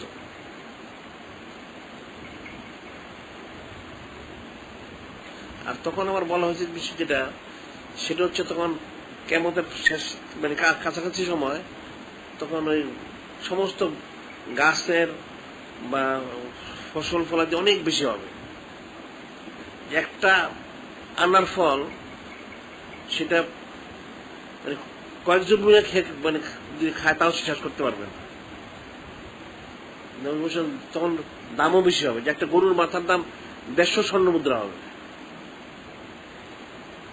অনেক দাম হবে। আবার গাছগুলি সাধারণ, যেমন এখন হয়তো অনেক জায়গায় থাকতে পারে, বেগুন গাছ এত বড় হবে যে বেগুন গুলিও এভাবে পারা যাবে না হাত দিয়ে, আর অনেক লম্বা লম্বা বড় বড় হবে। যে একটা বেগুনে একটা আনার ফল ৪০ জন খাবে, একটা বেগুন ৪০ জন খাবে, পেট ভরে যাবে। এখন দুইটা হবে, একটা বড় হবে আবার বরকত হবে, একসাথে দুইটা হবে। আর জমিন তো তার গাছ উদ্গীরণ করে দিবে, তার যত বরকত সব ছিটিয়ে দিবে, তার বরকতের কারণে ফসল বেশি হবে। এখন যদি ১ মন সেখানে ১০ মন হবে, ১০ মনের জায়গায় ১০০ মন হবে, দেখা যাচ্ছে খাওয়ার লোক নাই, কারণ ওই অনুপাতে তো লোক নাই। আবার জমিন বিরান থাকবে। আর এরপর আবার ১২০ বছর মানে কিয়ামতের আগে হবে সূর্য পশ্চিম দিক থেকে উঠবে। সূর্য পশ্চিম দিক থেকে এটা একটা অনেক লম্বা রাত্র হবে। সূর্য ওঠে না ওঠে না ওঠে, সমস্ত মানুষ হইতে শুরু করবে, পোলাপানরা কান্নাকাটি শুরু করবে, পশুগুলি ডাকাডাকি শুরু করবে। হঠাৎ দেখবে এরপরে মানে ১ রাত ৩ রাত্র সমান হবে। হঠাৎ দেখা যাবে একদম খুব সরু একটা মানে চিকন একটা আলো নিয়ে চিকন একটা আলো নিয়ে সূর্য পশ্চিম দিক থেকে উঠতেছে, উঠতে উঠতে আস্তে আস্তে আলোটা প্রখর হবে না, সেরকম একটা চিকন হালকা একটা আলো যেরকম হয় মোটামুটি এরকম একটা আলো নিয়ে একদম মধ্য আকাশ আসবে, আবার পশ্চিম দিকে ডুববে, পশ্চিম দিক থেকে উঠবে, পশ্চিম দিকে ডুববে, এরপরে স্বাভাবিক হবে। তখন কিন্তু সবাই মানে হইতে শুরু করবে, হাউমাউ কান্নাকাটি শুরু হচ্ছে, তবর তো বন্ধ হয়ে গেল। এরপর কিন্তু সন্তান আর হবে না, যদি হয় ওই ছোট অবস্থা ইন্তেকাল করবে, কারণ তবর তো বন্ধ হয়ে গেছে আমভাবে, আর কোনো মানুষের সন্তান হবে না।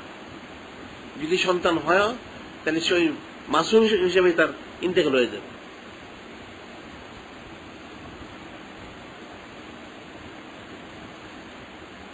এখন সেই সময়টা আমাদের সময় থেকে দূর আছে অনেক।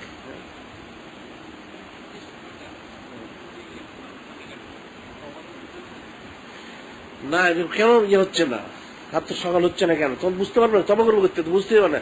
নেককারও তো তবা করবে, নেককারও তো তবা করে ফেলবে, হয়তো বুঝতে পারবে, হয়তো হইতে পারে এরকম একটা কিছু করো না। আর বৎকার তো তবা করবে না, বৎকারটা দেখা যাবে ওইভাবেই যখন হঠাৎ যখন জাহির হয়ে যাবে সূর্যটা, একটা তীক্ষ্ণ মানে হালকা একটা আলো নিয়ে সূর্যের উঠবে, সূর্য আলোটা দেখলেই মানুষের মনে একটা ইয়ে হবে, ভীতি সঞ্চার হবে। এটা আবার কেমন? এটা সূর্যটা স্বাভাবিক সূর্যের যেরকম আলো থাকে এরকম আলো হবে না, ব্যতিক্রম কিছু হবে, যেটা দেখলেই মানুষ একটু ভয় পেয়ে যায়। হ্যাঁ, ওইটা তো একদম যখন সিংহে ফুদ হবে তখন বাবা এটা ওই সময় তো আস্তে আস্তে নেককার লোক ইন্তেকাল করতে থাকবে, নেককার লোকেরা আস্তে আস্তে ইন্তেকাল করতে থাকবে ওঠার পর থেকে, করতে করতে করতে যখন সমস্ত নেককার শেষ হয়ে যাবে যারা, তখন শেষে ইয়ে বলা হচ্ছে যে ওই হাফসি কিছু কৃতদাস তারা কাবা শরীফের একটা একটা করে ইট খুলে ফেলবে। ওইটা আল্লাহ বলছে যে আমি দেখতে পাচ্ছি হাফসি কৃতদাসগুলি কাবা শরীফগুলি খুলে ফেলতেছে। তখন কোরআন শরীফটা এর মধ্যে হয়তো জীবনের সব কোরআন শরীফ মানে লেখাগুলি যেগুলি নিয়ে যাবে, অদৃশ্য হয়ে যাবে, তখন কোরআন শরীফ খুললে আর কোনো লেখা পাবে না, তখন তারা কাবা শরীফটা খুলে ফেলবে আস্তে আস্তে। এরপরেই ওই সিঙ্গাপুর শুরু হবে, যখন ওইটা 120 বছর মেয়াদ পুরো হয়ে গেল, তখন সিঙ্গার ফুট এরকম হয় প্রথম, যে সিঙ্গার ফুটা প্রথম এটা সাধারণ একটা মানুষ একটা আওয়াজ করলে যেরকম, মানে একটা সাধারণ বাঁশির একটা আওয়াজ যেরকম, এটা হালকা একটা আওয়াজ হবে, সব জায়গায় সমান শোনা যাবে, সবাই বলবে ব্যাপারটা কি, এরকম আওয়াজ হচ্ছে কেন, যেদিকে যায় সেদিকে আওয়াজ, যেদিকে যায় সেদিকে আওয়াজ, ব্যাপারটা কি? এখন এই আওয়াজ যখন মানুষের মধ্যে আপসাবি একটা আতঙ্ক সৃষ্টি হবে, এখন আওয়াজটা প্রখর হইতে থাকবে, প্রখর হইতে দেখা যাবে আস্তে আস্তে মনের বাঘ বল্লুক সব মানুষের কাছে আসবে, আস্তে আস্তে সব পশু জিন ইনসান এক হয়ে যাবে। এটা কি কিসের আওয়াজ? যখন খুব প্রখর আওয়াজ, আওয়াজ অনেক আস্তে আস্তে মানুষ মারা যেতে থাকবে, পশু মারা যেতে থাকবে, আওয়াজ সহ্য করতে পারে সবাই, আওয়াজের তীব্রতা তার কানে আঙ্গুল দিয়ে কাজ হবে না, ওটা আওয়াজটা তার মধ্যে প্রবেশ করবেই, মানুষ আস্তে আস্তে পশু জিন ইনসান মরতে থাকবে, তা বিকট যখন বাড়তে থাকে মানুষ তো মরবে, এরপর যেটা বলা হচ্ছে পাহাড়গুলি উঠতে থাকবে তুলার মতো, এরপর আসমান খুলে খুলে পড়তে থাকবে, তখন মানুষের মধ্যে মানুষ শেষ হয়ে গেছে, আওয়াজের তীব্রতার কারণে সব জমিন চৌচির হয়ে যাবে, আসমান ফাটবে, যা আছে অন্যান্য সব টুকরা টুকরে পড়তে থাকবে। তারপর আস্তে আস্তে একাধারা 6 মাস আওয়াজ হইলো, এরপরে সব অদৃশ্য হয়ে গেল, আবার আল্লাহ পাক 6 মাস পরে সৃষ্টি করলেন। হ্যাঁ, কবরবাসী তো কবরবাসীতে থাকবে, হ্যাঁ কবর থাকবে, কবরবাসীর জন্য তো ইয়েটা না, তারা অনুভব করতে পারে হয়তো, কিন্তু মূল হলে যারা জমিন আছে তাদের জন্য না, এটা পরে উঠবে, এটা পরে উঠবে। এমনি বলা হয় যে 3টা, আসলে শিখে ফুদ হবে 4টা। একটা কিয়ামতের ইয়া দেওয়া হবে, এরপর সব নিশ্চিহ্ন করে দেওয়া হলো, তারপর আবার ওঠানো হবে, ওঠানোর পর আবার আরেকবার হবে যখন আল্লাহ পাক যখন এই ইয়ে দিয়ে আর কি আরো সহজ যেখানে যখন কুতুবদের যখন অবতরণ করবেন, এটা 4র্থবার। ওই 14 পারাটাই বলা হয়েছে যে যখন সবাই বেহুশ হবে, হয়তো মুসা আলাইহিস সালাম তখন বেহুশ হবেন না, যেহেতু উনি তুর পারে বেহুশ হয়েছিলেন। এটা ওনার একটা খুসরত বর্ণনা করা হয়।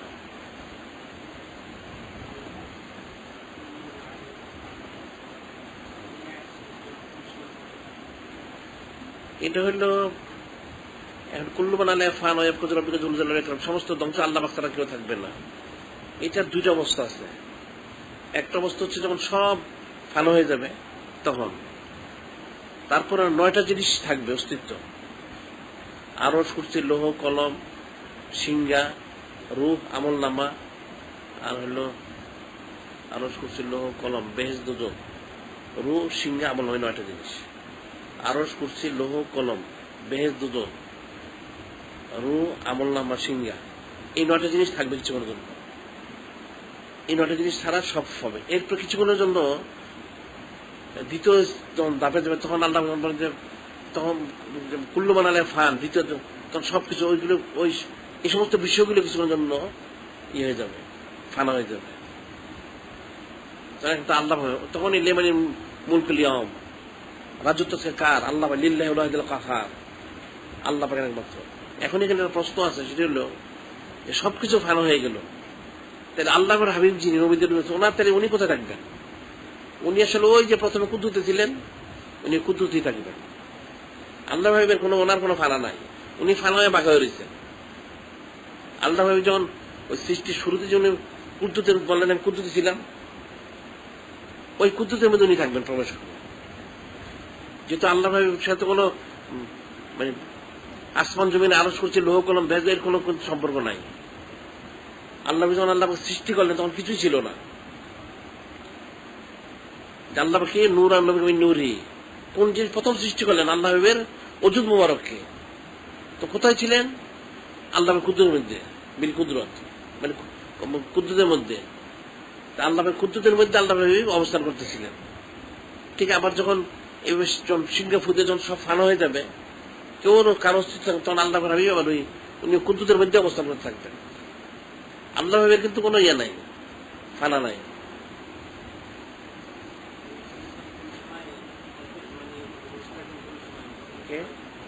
ওটা হলো যখন আল্লাহ পাক কুদরতি আরশ সহ যখন জমিনে নামবেন বিচারের জন্য, ওই সময় যখন শিকারে ফুদা হবে, ওই সময় হযরত মুসা আলাইহিস সালাম ওনার উনি বেহুশ হবেন। হ্যাঁ, ওনার বুঝতে হবে।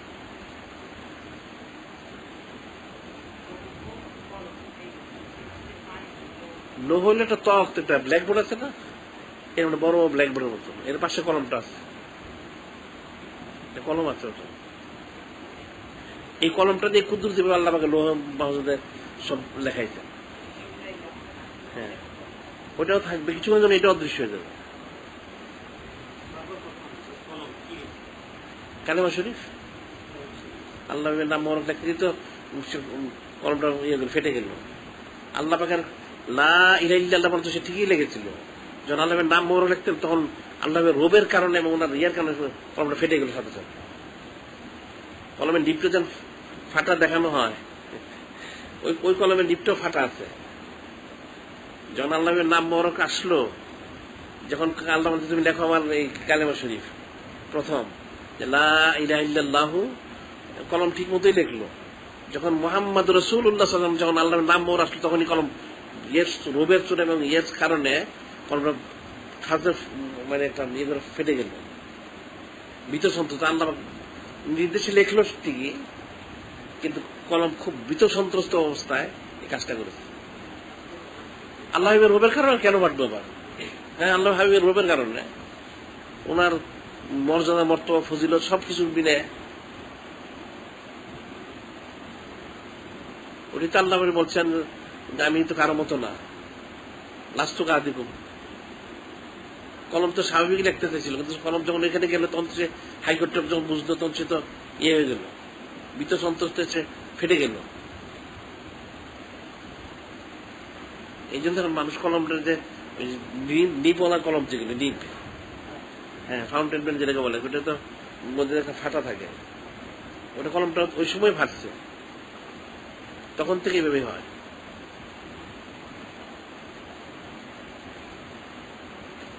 এটা আল্লাহ হাবিবের রূপের কারণে, মর্যাদা মর্তব ফজিলতের কারণে।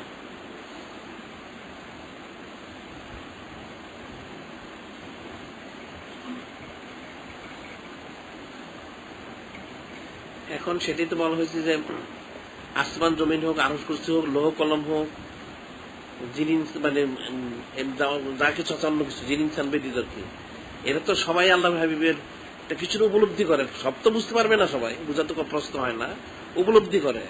এখন জিন ইনসানই গাফেল, জিন ইনসানরাই শুধু গাফেল, সবাই উপলব্ধি করে। আর একটা কলম লিখতে যাবে, তার নিপটা তো বন্ধ, সে ফাটবে কেন? সে ফাটার কি কারণ? আল্লাহ পাক বলছেন আমি লিখবো, কিন্তু আল্লাহ হাবিবের শান যখনই আসলো তখন থেকে সে তার অস্তিত্ব সে রাখতে পারলো না, না রাখতে পারে তো স্বাভাবিক। এটি তো আদব। কলম যে ফাঁসছে, এটা কলম আদব প্রকাশ করেছে। আকাশে 4টা 2 ভাগ হয়ে গেল না? আকাশে 4টা 2 ভাগ হইল, সে তো আদব করলো। যখন তার 2 ভাগ হয়ে গেল, থরথরে কাঁপতেছিল 4টা 2 থেকে গিয়ে, অনেকক্ষণ ছিল এটা। চারটে জিজ্ঞাসা করতে কাঁপতেছে কেন?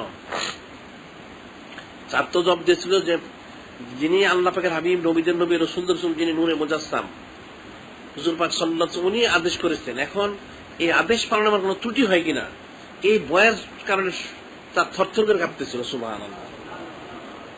কিন্তু সোজা বিষয় না। 4 তো 2 ভাগ হইল ঠিকই, ইশারা কোনো মাত্র 2 দিকে সরে গেল, অনেক দূরে গেল। পাহাড়ের 2 দিকে দেখা গেল চাঁদগুলি, এবং 2 দিকে তো 4 তো কাঁপতেছিল।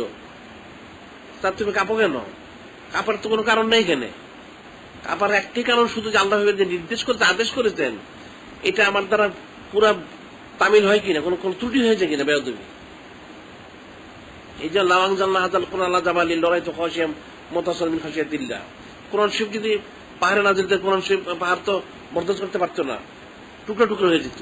ব্যাপারটা তো এরকমই। চাঁদ তো সেটা বরদাস্ত করতে পারতেছিল না। এই জিনিসটা কিন্তু, এই অবস্থাটাই কিন্তু হবে হাসনের ময়দানে। যেটা আমরা বলি যে হাসনের ময়দানে যখন ওই মানে সমস্ত জমা হয়ে যাবে সবাই, তো জমা হয়ে আল্লাহ পাক যখন আরো মহল্লা সব ইয়ে হবে, নাজিল হবেন এখানে কুদরতি ভাবে, তখন কুদরতি ভাবে যখন সেখানে ইয়ে করবেন, তখন তো সমস্ত হাসনের ময়দান মনে হয় এই যেমন 4 জন থরথর কাঁপতে থাকবে সব, মনে হয় সবকিছু তস্ত এখন কাঁপতে কাঁপতে রোবে, মনে হয় সব নিশ্চিন্ন হয়ে যাবে। তখন আল্লাহ ভাবে সেজদায় যাবেন, বলবেন হে বারে আলাই, তো কঠিন অবস্থা আল্লাহ ভাবে জালালিয়াতের কারণে সব মনে হচ্ছে এখনই শেষ হয়ে যাবে। তখন আল্লাহ যখন সেজদায় যাবেন, তখন আল্লাহ বলেন হে আমার কি আপনার ইয়ে সুপারিশের বিষয় আছে, এটাই শাফাতে কুবরা। তখন আল্লাহ বলবেন যে হে বারে আলাই, আপনার রোবের কারণে আছে সব শেষ হয়ে যাচ্ছে, আপনি দয়া করে, অর্থাৎ রোবের মানে জালালিয়াতের জায়গায় জামালি ইয়া করেন। তখন ওটা আল্লাহ ভাবের ইয়ের কারণ সাথে সাথে আস্তে আস্তে সমস্ত কায়নাতটা ওই জালালি থেকে জামালি সুরত ধারণ করবে, তখন আবার সব স্বাভাবিক হবে। তখন আল্লাহ পাক বলবেন হে আমার হাবিব, ঠিক আছে, এখন তো আপনার সুপারিশ গ্রহণ করা হলো, এখন আপনি বলেন প্রত্যেককে পর্যায়ক্রমে সুপারিশ করুন। তখন সবাই সুপারিশ করবেন। ব্যাপারটা হচ্ছে যে চাঁদ যে থরথর করে কাঁপলো, কলমে নিপটা ফেটে গেল, কিন্তু এইভাবে হয় না। আর মানুষই তো সেটা বুঝলো না। একটা যদি চাঁদকে মানে জড় পদার্থ বলি, কলমের নিপটাকে জড় থাকছে, সেই তারা তো ঠিক বুঝলো, পুরো না বুঝক তো কিছু অনুভব করেছে। মানুষের অনুভূতিটা কোথায়? এই যে হাবিগুলি, এই খারিজি রাফিজি মৌদুদি দেবন্দুগুলি যারা রাজাকাররা বলে যে আল্লাহের শানের খেলাফ, এগুলো তো আসলে বুঝতে পারে না। একটা আসমানে চাঁদ বুঝলো, একটা কলমের নিপ বুঝতে পারলো, বা অন্য কিছু বুঝতে, জিনিস ব্যতীত যত কিছু আছে এরা সবাই বুঝলো, এই তাড়াতাড়ি বুঝতে পারলো না আল্লাহের রবের বিষয়টা, ওনার মর্যাদার বিষয়টা। এখন আল্লাহ পাকের জালালিও তার জামালিও একই, দুইটা 2 দিকে, যেটা যেদিকে সেদিকে শেষ।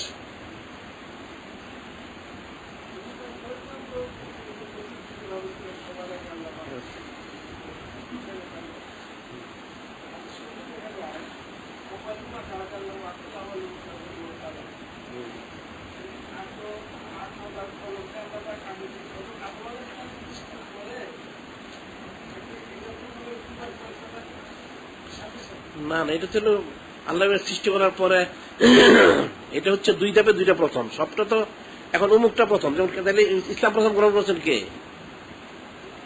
ইসলাম প্রথম গ্রহণ করছেন কে? হ্যাঁ, পুরুষদের মধ্যে উনি, মহিলাদের মধ্যে হচ্ছে খাদিজা কুবরা রাদিয়াল্লাহু তাআলা আনহা, আবার ছেলেদের মধ্যে হচ্ছে আলী রাদিয়াল্লাহু তাআলা আনহু, আর খাদেমদের মধ্যে হচ্ছে যায়েদ রাদিয়াল্লাহু তাআলা আনহু। এখন চারজনই তো প্রথম, তাহলে এখন কেমন হইল? চার স্তরে চারজন। ঠিক আল্লাহ তো প্রথম সৃষ্টি হয়েছেন। এখন আকল মানুষকে যখন সৃষ্টি করা হচ্ছে তখন তার আকলটা প্রথম সৃষ্টি করা হয়েছে, তখন আকলটা সৃষ্টি হয়েছে। আর কলমটা সৃষ্টি হয়েছে যখন এই ইয়ে করো, তখন প্রথম কলমটাকে সৃষ্টি করা হয়েছে। দুই দেবে প্রথম, দুটো এক জায়গায় প্রথম না, দুইটাই প্রথম। তো দুই স্তরে দুইটা প্রথম, এক স্তরে তো দুইটা প্রথম না, দুইটা প্রথম হয় কেমন? একটা আগে বড় হইতে হয়, ওই হিসেবে এক এক স্তরে একটা প্রথম।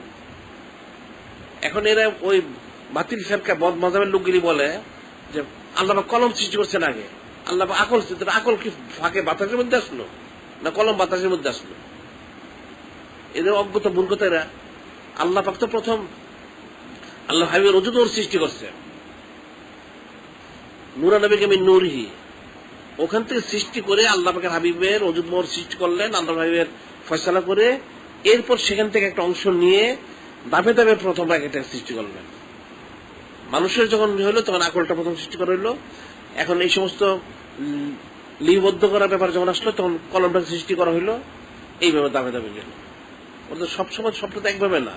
এখন এরা ব্যাখ্যা করে এই বদ মাযহাবের গুলি যে আল্লাহ ভাবের নূর সৃষ্টি হচ্ছে কোথায় দেখা যাচ্ছে? কোরআন শরীফে হাদিস শরীফে আকল সৃষ্টি করছেন প্রথম, কলম সৃষ্টি, তাদের অনেক কিছু প্রথম সৃষ্টি করছেন। প্রথম তো অনেক জিনিস হইতে পারে, এক এক ধাপে একটা প্রথম। এরা কিন্তু এগুলির অপব্যাখ্যা করে ওলামায়ে সূরা। আমি বললাম যে প্রথম তার ইসলাম আনলেন কে, গ্রহণ করলেন? উমর হযরত খাদিজা কুবরা রাদিয়াল্লাহু তাআলা আনহা, আবার এদিকে আবু সিদ্দিক রাদিয়াল্লাহু তাআলা, আবার এদিকে যায়েদ রাদিয়াল্লাহু তাআলা, হযরত আলী রাদিয়াল্লাহু তাআলা, প্রত্যেকে তো প্রথম ইসলাম আনছেন এক একজনের অবস্থা অনুযায়ী। আবার ওই কথা বলতে গেলে তো তাহলে সেই বহিরা ইসলাম গ্রহণ করছে প্রথম, তাহলে আবার ওই যে ওই ওয়ারাকা বিন নওফল রাদিয়াল্লাহু উনি প্রথম ইসলাম গ্রহণ করছেন। প্রথমত শেষ নাই, এক এক ধাপে একজন প্রথম। আর আরো যদি বলা হয় তাহলে সেটা তো বললে যেন আফজালুল বাদাল আহমেদ প্রথম বিশ্বাস করছেন নিশ্চয় ব্যতিক্রম কিছু আচরণের মধ্যে। আবার উমর হযরত খাদিজা কুবরা রাদিয়াল্লাহু তাআলা উনি যে ব্যবসা যখন আল্লাহ করলেন, উনি তো প্রথমে বুঝছেন উনি তো সাধারণ লোক, এই জন্য তিনি ওনার খেদমত করার জন্য ইয়ে হয়ে গেলেন। উনি তো আগেই বুঝছেন এগুলি। আর ওহী নাজিলের তরতিবটা তো হচ্ছে প্রকাশের পরে, ওনারা তো আগেই বুঝে ফেলছেন সবকিছু। ইমান তো আগেই হয়ে গেছে। তারপর তাইলে আবার বলতে গেলে আসাদ বিন কারতুব সেই 1400 আর 1600 বছর আগে সেই ইমান আনছে, ইমান আনে নাই কেমনে?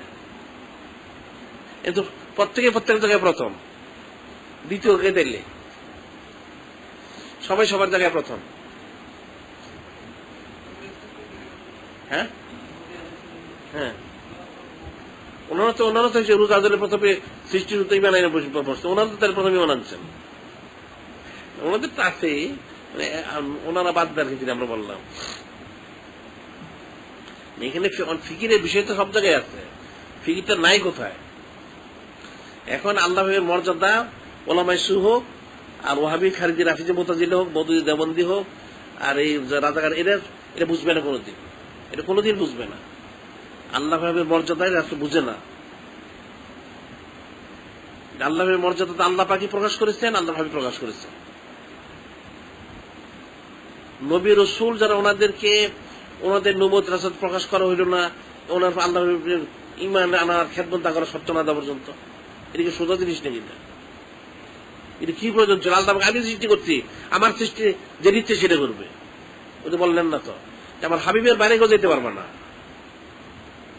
হাবিব ঈমান আনতে হবে, ওনার খেদমত করতে হবে, সব সত্য পালন করতে হবে, তারপর বাকি ফয়সালা সে যেই হোক, যিনি আনছেন হোক আর ফেরেশতা হোক, কারো কোনো এখানে ইয়ে নাই, কিলোকাল করার কোন সুযোগ নাই। যে আল্লাহর হাবিবের সাথে আগে ফয়সালা, বাকি সব ফয়সালা অটোমেটিক হবে। বিষয়টা তো একটা কঠিন বিষয়। তাইলে আল্লাহের মর্যাদা কতটুকু এটা মানুষ কি নির্ণয় করবে? এই মর্যাদা তো ব্যাখ্যা মানুষ দিতে পারবে না।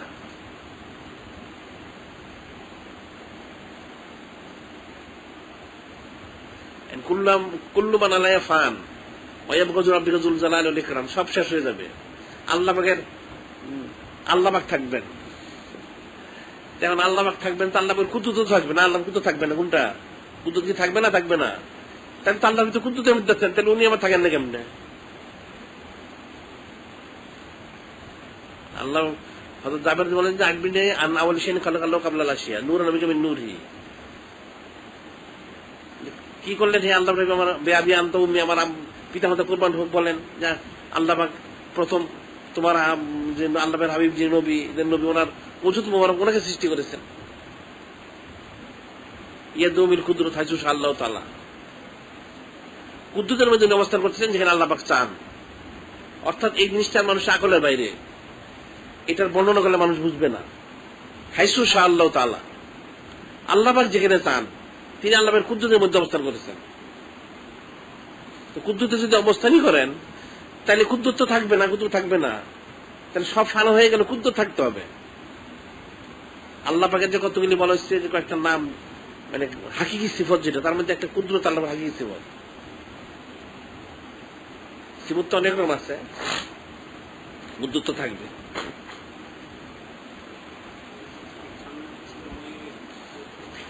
হ্যাঁ, এটা তো ইমাম কাজী রহমতুল ওনার ইয়াতে লেখছেন, ওই বইটার নাম, ওই বইয়ের মধ্যে লেখছেন ইমাম কাজী জান্নাতে ছিলেন, কিভাবে ছিলেন, পর্যায়ক্রমে আসছেন, এটা বর্ণনা আছে, ঠিকই আছে।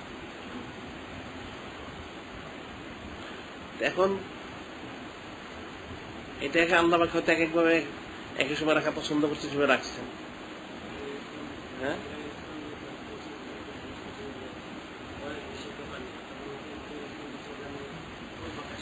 হ্যাঁ, সেটা একটা তারকার মধ্যে দেখছেন, সবসময় ময়ূর রেখা ছিল না, তারকার মতো। উনি বলছিলেন যে আল্লাহ জিজ্ঞেস করছিলেন এটা যে হয়তো বলেছিলেন বয়স কত ওনার, এটা আমাদের পত্রিকায় গেছে ইয়েটা। তো উনি বলছেন যে আমার বয়সটা আমি জানি না কত, তো আমার একটা বিষয় জানা আছে, সেটা হচ্ছে আমি একটা আকাশে একটা তারকা দেখেছিলাম, ওই তারকাটা 70,000 বছর উদিত হয়ে থাকতো, আবার অস্ত গেলে 70,000 বছর গায়েব থাকতো। এইভাবে আমি 72,000 বার দেখেছি। তাহলে 70,000 শুধু 1,40,000 ইন্টু 72,000, এত ওনার বয়স। দেখা যায় অনেক 600 কোটি বছরের, 1000 কোটি। এটা হচ্ছে ওনার, উনি বলছেন এটা হচ্ছে ওনার সৃষ্টি, উনি সৃষ্টির এটা দেখতে পাইছেন, সৃষ্টির দেখছেন, এরও তো আগে আল্লাহ সব সৃষ্টি করেছেন। এখন যেমন ইয়েরা বলে, বৈজ্ঞানিকরা বলে এটা পৃথিবী 1000 কোটি, 2000 কোটি, 5000, 10,000 কোটি বছর আগে সৃষ্টি হয়েছে, এটা তাদের একটা অনুমান বলে। কিন্তু এখানে কিন্তু শরীরের একটা ইয়ে পাওয়া যায় যে সৃষ্টি একটা মোটামুটি একটা কত অনেক লম্বাটায়।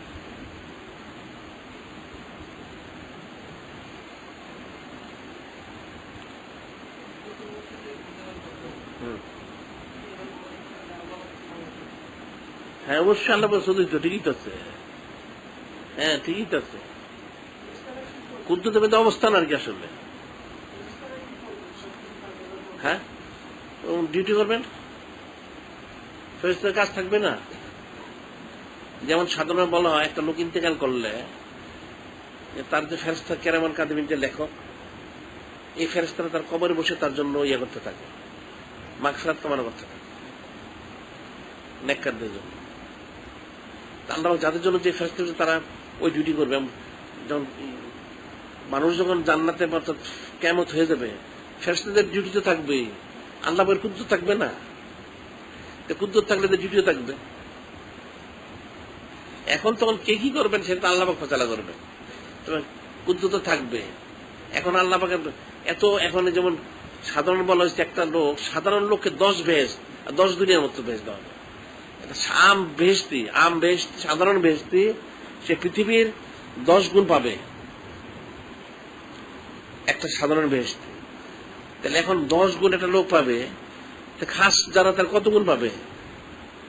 এখন এটা সাধারণ বোঝার জন্য যথেষ্ট এতটুকু, যেমন আকাশের দিকে যদি তাকায়, যদি কোন কোন তারকাগুলি আছে পৃথিবীর থেকে কোটি কোটি গুণ বড়। এখন দেখা যায় আকাশে যতটুকু জায়গায় তারকা তার চেয়ে খালি জায়গা কিন্তু বেশি। যদি ভালো করে লক্ষ্য করে সে দেখবে আকাশের মধ্যে তারকা যতটুকু খালি জায়গা কিন্তু হচ্ছে বেশি।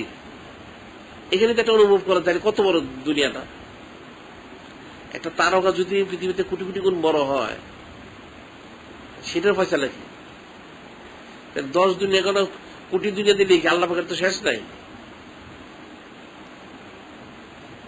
যেটা তাদের যেমন বলা আপাতত যে আবিষ্কার, যেটা সবচেয়ে বড় নক্ষত্র, যেটা সূর্য একটা নক্ষত্র, কুয়াশাটা 200 ছায়াপথ কালীকৃত আলোকিত করতো, 200 ছায়াপথ। একটা আমাদের সৌরজগতে এটা কতগুলি গ্রহ নক্ষত্র নিয়ে সূর্য প্রধান। তা আমাদের নক্ষত্র জগতে 10,000 কোটি সৌরজগৎ আছে, 10,000 কোটি সৌরজগৎ। এখন এরকম একটা নক্ষত্র জগৎ, অনেকগুলি নক্ষত্র মিলে একটা ছায়াপথ। এর 200, তাদের বক্তব্য, বৈজ্ঞানিকদের বক্তব্য হচ্ছে 200 ছায়াপথ আলোকিত করতে একটা কুয়াশা, 10,000 কোটি সূর্যের 1000 গুণ বেশি ক্ষমতাশালী কুয়াশাটা। এখন এটা একটা বৈজ্ঞানিক এটা একটা সাধারণ বিষয়। তা আল্লাহ এর ক্ষুদ্র তেলে কতটুকু? এখন ওই কুয়াশার তো আকাশেই আছে, ওটা দেখা যায় ছোট একটা। আর সাধারণভাবে পৃথিবীর থেকে 13 লক্ষ গুণ বড় হচ্ছে সূর্য। পৃথিবী থেকে 13 লক্ষ গুণ বড় সূর্য। সূর্যের থেকে লক্ষ লক্ষ গুণ বড় তারকা আছে। হ্যাঁ, প্রথম আকাশের নিচে। আবার বলা যে প্রথম আকাশটা হচ্ছে দ্বিতীয় আকাশের তুলনায় ডিমের মতো। মানে প্রথম আকাশটা এত বড়, এটা দ্বিতীয় আকাশের কাছে গেলে মনে হচ্ছে ডিম। এটা আবার দ্বিতীয় আকাশটা মনে হচ্ছে তৃতীয় আকাশের কাছে ডিমের মতো। আবার তৃতীয় আকাশটা হচ্ছে চতুর্থ আকাশের কাছে এরকম, চতুর্থ আকাশটা হচ্ছে পঞ্চম আকাশের কাছে এরকম, পঞ্চম হচ্ছে ষষ্ঠ আকাশের কাছে, ষষ্ঠ আকাশ সপ্তম, সপ্তম আকাশটা হচ্ছে আল্লাহ পাকের কুরসি যে রয়ে গেছে এর নিচে এরকম। এই যে বিষয়টা, আরসটা আবার এরকম। এরপর আবার বলা যে জায়গাটা পুরো ফাঁকা, যেটা বলা হয়, যেমন এটা তো হচ্ছে যেমন আলমে খলক আর আলমে আমর দুইটা। তো আলমে খলক শেষ হলে আরো সে মোল্লা পর্যন্ত, এর আলমে আমর। তা আলমে আমরের কাছে পুরো আলমে খলকা এরকম। পুরা আলমে খলক যেটা এই যে আরশের থেকে নিচ পর্যন্ত আছে, এই পুরোটা হচ্ছে আলমে আমরের কাছে ওই ডিমের মতো। এটা উদাহরণ আর কি, বরং তার চেয়ে আরো কম হইতে পারে। এখন এটার হিসেব তো মানুষ মিলাইতে পারবে না। তাহলে আল্লাহ পাক 10 দুনিয়া গেল, 10,000 দুনিয়া, 10 কোটি দুনিয়া যদি দেন, তাতে অসুবিধার কি আছে? আরো বেশিও দিতে পারেন। আর আল্লাহ পাক কুদরতি ভাবে এটা ছড়াই দিবেন। এখন হাসরের ময়দানে সমস্ত লোকের জায়গা হবে, যেভাবেই হোক, হয়তো দাঁড়ানোর জায়গা পাবে সবাই, আম পাবে। কত হাজার লক্ষ কোটি লোক মারা গেছে, জিন ইনসান। আবার ক্ষেত্র বিশেষে পশুদেরকেও উপস্থিত করা হবে, পশু পাখিদের। যে সমস্ত পশু পাখিগুলি আরেকটা পশু পাখি জুলুম করেছে, ওটার উপস্থিত করে তার কাঠ ফাড়া দিয়ে করে তাকে গায়েব করে দেওয়া হবে। তাহলে হাসরের ময়দানটা তো পৃথিবীতে হবে, হাসরের ময়দানটা পৃথিবীতে হবে। এখন বলা হচ্ছে যেটা এই বাইতুল মুকাদ্দাস শরীফের সেন্টারটা হবে, এটাকে কেন্দ্র করে পুরো পৃথিবী ছড়ানো হবে। পুরো পৃথিবী ছড়াতে কত বড় হবে পৃথিবীটা। এখন আসলে এই জন্য বলা হচ্ছে আসলে সব কুদরতের ব্যাপার। এগুলি এটা মানুষ আকল দিয়ে বুঝতে পারবে না, সমঝ দিয়ে বুঝতে পারবে না। এটা হলো কুদরতের অন্তর্ভুক্ত, পুরোটাই কুদরতের মধ্যে।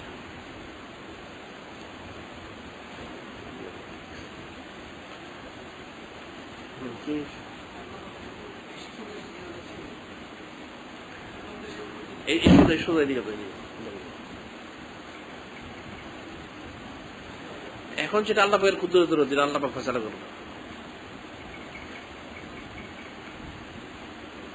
এটা এবার সোজা দিয়ে দাও, ওই কর্নার দিয়ে গেলে কি হবে?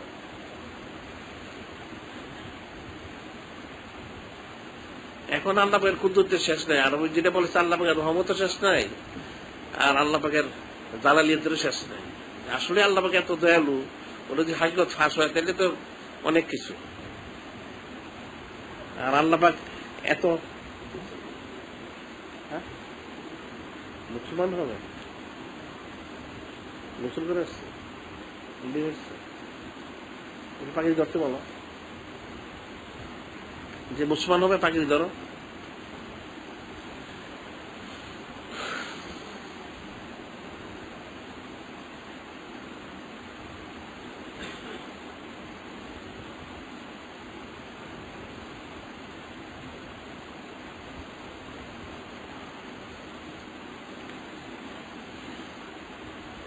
ধরেছে পাখি? পাখি ধরো, তাহলে আমি বলবো, আমার সাথে সাথে বলো আর কি। বিসমিল্লাহির রহমানির রহিম। আয় আল্লাহ পাক, আমি তওবা করিতেছি গুনাহে কাবীর, সগীর, বিদআত, শিরক, যাহিরি, বাতিনি, ইচ্ছা অনিচ্ছা সর্বপ্রকার গুনাহ হইতে আস্তাগফিরুল্লাহ রাব্বি মিন কুল্লি যামবিন ওয়া আতুবু ইলাইহি ওয়ালা হাওলা ওয়ালা কুওয়াতা ইল্লা বিল্লাহিল আলিয়্যিল আযীম। আয় আল্লাহ পাক, আমি মুসলমান হইতেছি, লা ইলাহা ইল্লাল্লাহু মুহাম্মাদুর রাসূলুল্লাহ, আশহাদু আন লা ইলাহা ইল্লাল্লাহু ওয়া আশহাদু আন্না মুহাম্মাদান আবদুহু ওয়া রাসূলুহু। আয় আল্লাহ পাক, আমি বায়াত করিতেছি উপর হাত মুহাম্মদ দিল্লুর রহমান, যিনি মুস্তাফিজ হচ্ছেন বীজ তরিকা কাদরিয়া, চিশতিয়া, নকশবন্দিয়া, মুজাদ্দিদে আলিয়া और मोहम्मदिया। अल्लाहुम्मा सल्लि अला सय्यिदिना नबियिना हबीबिना शफीना मौलाना वसीलति इलैका व आलिहि व सल्लिम। अल्लाहुम्मा सल्लि अला सय्यिदिना नबियिना हबीबिना शफीना मौलाना मअदनिल जूद वल करम व आलि सल्लिम। अल्लाहुम्मा सल्लि अला सय्यिदिना नबियिना हबीबिना शफीना मौलाना नबिय्यिल उम्मिय्य व आलिहि व सल्लिम। रब्बिरहमहुमा कमा रब्बयानी सगीरा। रब्बना अफ़्रिग़ अलैना सब्रन व तवफ़्फ़ना मुस्लिमीन। ربنا آتنا في الدنيا حسنة وفي الآخرة حسنة وقنا عذاب النار। اللهم صل على سيدنا نبينا حبيبنا شفيعنا مولانا وسيلة إليك وآله وسلم। আল্লাহ সকলের জিন্দেগি সমস্ত গুনাহ খাতাগুলি ক্ষমা করে দিন। গুনাহ কবিরা সগীরা বেদাত শিরক যাহিরি বাতিনি, ইচ্ছা অনিচ্ছা সমস্ত গুনাহ থেকে হেফাজত করুন। আপনার ধ্যানে খেয়ালে মহব্বতে মশগুল থাকার তৌফিক দান করুন। রব্বিরহামহুমা কামা রব্বায়ানি সগীরা। আল্লাহুম্মা সাল্লি আলা সাইয়্যিদিনা নবিয়িনা হাবিবিনা শাফিনা মাওলানা ওয়াসিলাতি ইলাইকা ওয়া আলিহি ওয়া সাল্লিম। আল্লাহ খাস করে আপনার হাবিব নূরে মুজাসসাম, নবীদের নবী, রাসূলদের রাসূল হুজুর পাক সাল্লাল্লাহু আলাইহি সাল্লাম, ওনার ইসলাম আমাদের দোয়াগুলি কবুল করেন। আল্লাহ খাস করে আপনার হাবিব নূরে মুজাসসাম, নবীদের নবী, রাসূলদের রাসূল হুজুর পাক সাল্লাল্লাহু আলাইহি সাল্লাম, ওনার সমস্ত মুসলমানদেরকে কবুল করে নিন। মুসলমানদের হেফাজত করুন, গায়বী মদদ করুন, ইহসান আল্লাহ পাক। আল্লাহ খাস করে দিনের সমস্ত মুসলমানদের ইলমে দ্বীন দান করুন, ইলমে লাদুন্নি দান করুন। মুসলমানদের জাহির বাতিন ইসলাহ করে দিন। সমস্ত মুসলমানদের অন্তরগুলি পরিশুদ্ধ করে দিন। অন্তর থেকে বদ খাসলত দূর করে দিন, নেক খাসলত পয়দা করে দিন। মুসলমানদের জাহির বাতিন ইসলাহ করে দিন। জাহিরি বাতিন ইলম দান করুন, ইলমে লাদুন্নি দান করুন। কোরআন শরীফ, হাদিস শরীফ, ইজমা কিয়াসের ইলম দান করুন। এর উপরে ইস্তেমাল থাকার তৌফিক দান করুন। দিনের সহি সমঝ দান করুন। আল্লাহ পাক দুনিয়ার সমস্ত মুসলমানদেরকে দিনের সহি সমঝ দান করুন। সমস্ত মুসলমানদেরকে আল্লাহ ওনাদের সবদিক থেকে তৌফিক দান করুন। হাকিকি ফয়দা ইত্তেফাক করার তৌফিক দান করুন। মুসলমানদের ঈমানিকত বৃদ্ধি করে দিন, রুহানিকত বৃদ্ধি করে দিন। গায়বী মদদ করুন, ইহসান আল্লাহ পাক। اللهم صل على سيدنا نبينا حبيبنا شفيعنا مولانا وسيلة إليك وآله وسلم। আল্লাহ খাস করে আপনার হাবিব নূরে মুজাসসাম, নবীদের নবী, রাসূলদের রাসূল হুজুর পাক সাল্লাল্লাহু আলাইহি সাল্লাম, ওনার সমস্ত মুসলমানকে শেফা দান করুন, সুস্থতা দান করুন, স্বাস্থ্য দান করুন, সেহাত কামেল আতা করুন, সেহাত কামেল আতা করুন। আয় আল্লাহ পাক দুনিয়ার সমস্ত মুসলমানদেরকে সমস্ত বিমার থেকে সেবা দান করুন, সুস্থতা দান করুন, স্বাস্থ্য দান করুন, ইত্তিনান দান করুন, সুকুনাত দান করুন। আল্লাহ পাক সমস্ত বিমার থেকে শেফা দান করুন, গায়বী মদদ করুন, ইহসান করুন। আল্লাহুম্মা সাল্লি আলা সাইয়্যিদিনা মাওলানা ওয়াসিলাতি ইলাইকা ওয়া আলিহি ওয়া সাল্লিম। আল্লাহ পাক খাস করে আপনার হাবিব নূরে মুজাসসাম, নবীদের নবী, রাসূলদের রাসূল হুজুর পাক সাল্লাল্লাহু আলাইহি সাল্লাম, ওনার আল্লাহ পাক সমস্ত মুসলমানদেরকে সচ্ছল করে দিন, রিজিক কোষাদা করে দিন, রিজিকের তঙ্গে দস্তে দূর করে দিন। আয় আল্লাহ পাক দুনিয়ার সমস্ত মুসলমানদের অভাব অনটন দূর করে দিন, মুসলমানদের সচ্ছল করে দিন, ইত্মিনান দান করুন, মায়ের জিন্দেগি সহজ করে দিন, মায়ের সাথে জিন্দেগি সহজ করে দিন, রিজিকের তঙ্গে দস্তে দূর করে দিন, রিজিকের তঙ্গে দস্তে দূর করে দিন। আল্লাহ পাক আল্লাহ মুসলমানরা যেন কোনো অবস্থাতেই রিজিকের বিষয়ে কাফের, মুশরিক, বেদিন, বদ্দিন, ইহুদি, নাসারা, মুশরিক তাদের মুহতাজ না, সেই তৌফিক দান করুন। আপনার মুহতাজ করে দিন, আপনার হাবিবের মুহতাজ করে দিন, আপনার হাবিবের মুহতাজ করে দিন। আর দুনিয়ার সমস্ত কাফের মুশরিক বেদিন বদ্দিন ইহুদি নাসারা মুজি মুশরিক যারা রয়েছে আল্লাহ তাদের সবাইকে সর্ব বিষয়ে মুসলমানদের মুহতাজ করে দিন, মুসলমানদের মুহতাজ করে দিন, আর মুসলমানদের আপনার মুহতাজ করে দিন, আপনার হাবিবের মুহতাজ করে দিন। মুসলমানদের গায়েবী মদত করুন, ইহসান আল্লাহ পাক ইহসান করুন। আল্লাহুম্মা সাল্লি আলা সাইয়্যিদিনা নাবিয়িনা হাবিবিনা শাফিনা মাওলানা ওয়াসিলাতি ইলাইকা ওয়া আলিহি ওয়া সাল্লিম।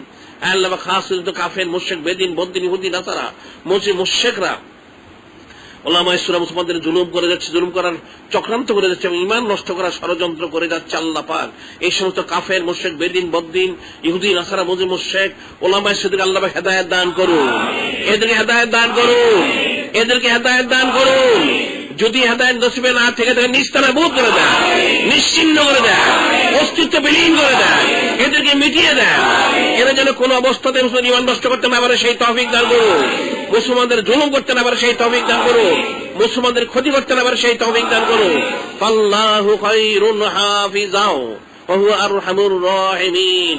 اللهم صل على سيدنا ونبينا حبيبنا شفيعنا مولانا وسيلة إليك وآله وسلم। আল্লাহ খাস করে যারা মুসিবতগ্রস্ত রয়েছে মুসিবত থেকে হেফাজত করুন, যারা বিপদগ্রস্ত রয়েছে বিপদ থেকে হেফাজত করুন, যারা বিমারগ্রস্ত রয়েছে বিমার থেকে হেফাজত করুন। আল্লাহ যারা ঋণগ্রস্ত রয়েছে ঋণ থেকে হেফাজত করুন।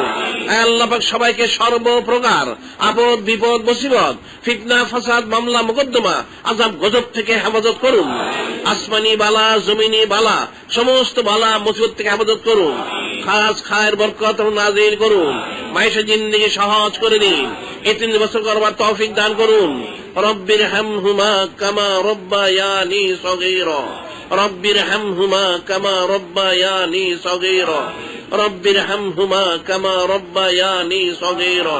আল্লাহুম্মা সাল্লি আলা সাইয়্যিদিনা নাবিয়িনা হাবিবিনা শাফিনা মাওলানা ওয়াসিলাতি ইলাইকা ওয়া আলিহি ওয়া সাল্লিম।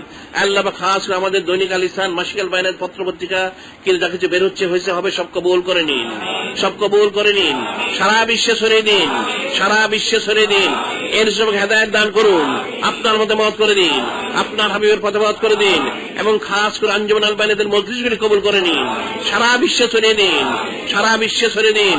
যারা সংশ্লিষ্ট সবাইকে কবুল করে নিন, সবাইকে কবুল করে নিন, আপনার মতে মত করে দিন, আপনার হাবিবের পথে মত করে দিন। আল্লাহ খাস করে আপনার হাবিব নূরে মুজাসসাম নবীদের নবী রাসূলদের রাসূল হুজুর পাক সাল্লাল্লাহু আলাইহি সাল্লাম ওনার সাথে আমাদের সিলসিলা কবুল করে নিন, সিলসিলাকে কবুল করে নিন, সারা বিশ্বে ছড়িয়ে দিন, সারা বিশ্বে ছড়িয়ে দিন।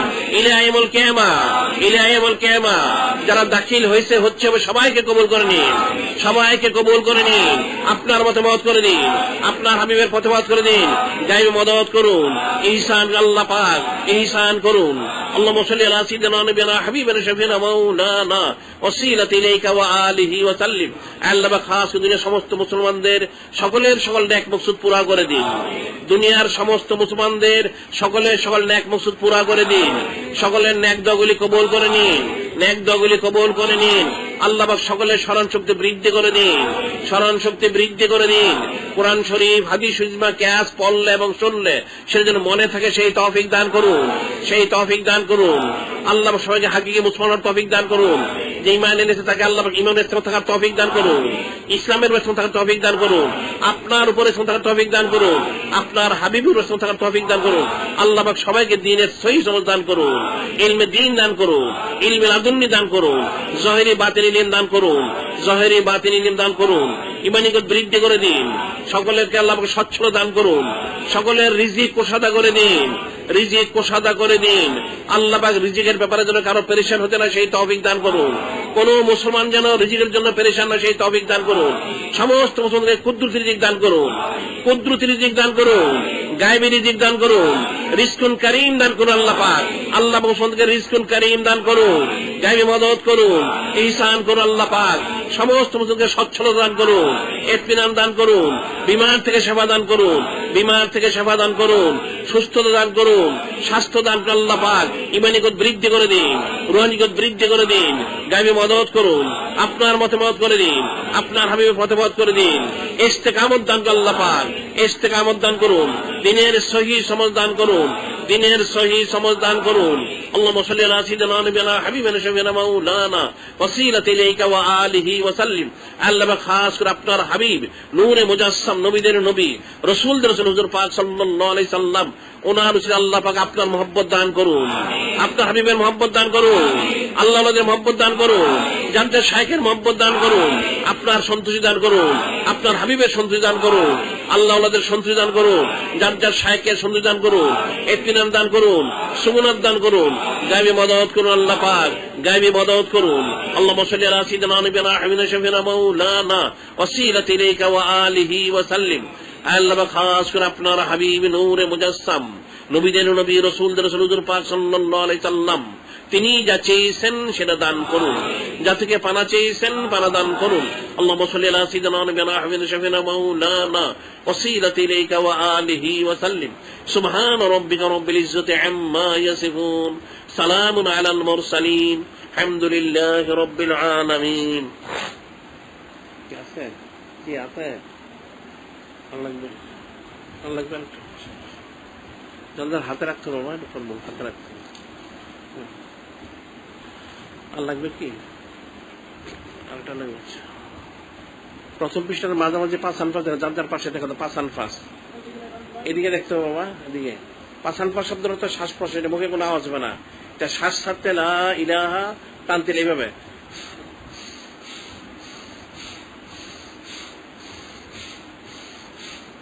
শ্বাসটা বের হবে, লা ইলাহা নাই কোনো মাবুদ নাস্তিকতা দুনিয়া মনটা বের হয়ে যাবে। টানতিলে লেকালটা পাকাচ্ছেন আলটা ভিতরে আসবে, গুনাহগাতা মাফ হবে, রিজিকে বরকত হবে, মুসিবত দূর হবে, মৃত্যু সে ইমান নসিব হবে, চলা ফিরা ওঠা বসা অর্থাৎ আস্তে আস্তে জারি হয়ে যাবে। নিজের সব রাতে দোয়া করার নিয়ম দেখা দাও, দোয়া করে উল্টা পৃষ্ঠায় এশার পর 100 দুরূদ শরীফ, আল্লাহর হাবিব নূরে মুজাসসাম নবীদের নবী রাসূলদের রাসূল হুজুর পাক সাল্লাল্লাহু আলাইহি ওয়াসাল্লাম মহব্বত 100 দুরূদ শরীফ, তার নিচে ফজর পরে তরিকার ইমাম বড় পীর সাহেব রহমাতুল্লাহ মহব্বত 100 বার, এশা ফজর 100 দুরূদ শরীফ, এশাটা আল্লাহ পাকের হাবিবের মহব্বত জিয়ারত, ফজরটা আল্লাহ ওয়ালাদের মহব্বত জিয়ারত হবে, আর শুরুতে পাঁচ আনফাস এটা আল্লাহর মহব্বত পয়দা হবে। বাস করে পকেটে রেখে দিতে হবে, পরে আবার বিস্তারিত আলোচনা করে দিবে। খেয়ে পড়তেই থাকুন। হোটেল পানি আছে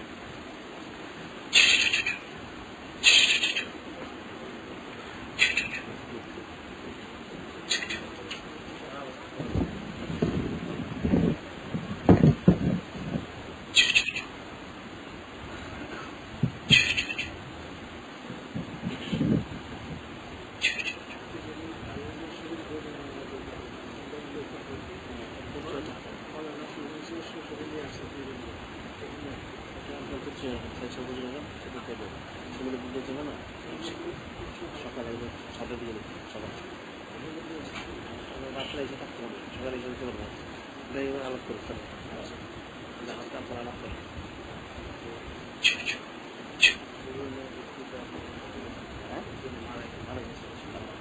তুমি কি ওটা দেখো আলাপ করে থাকবো, পরে আলাপ করো, থাকতে বলো, পরে আলাপ করো। শহরে শহরে কোথায় যায়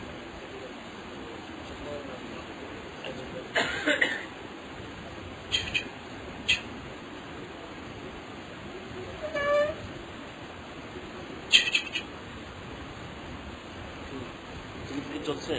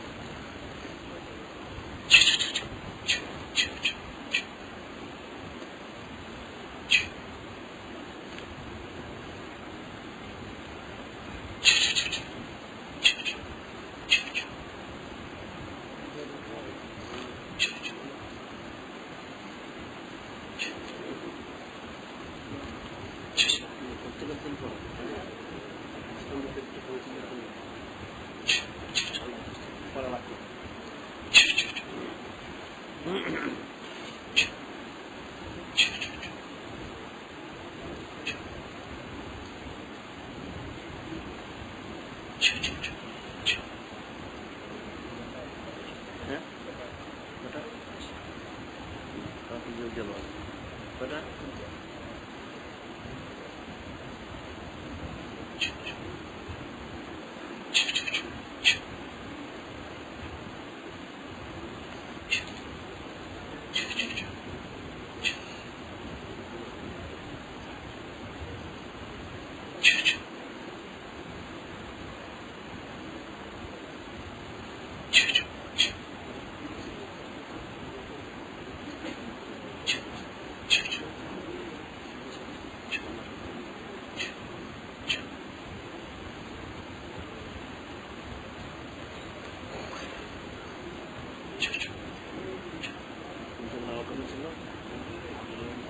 হ্যাঁ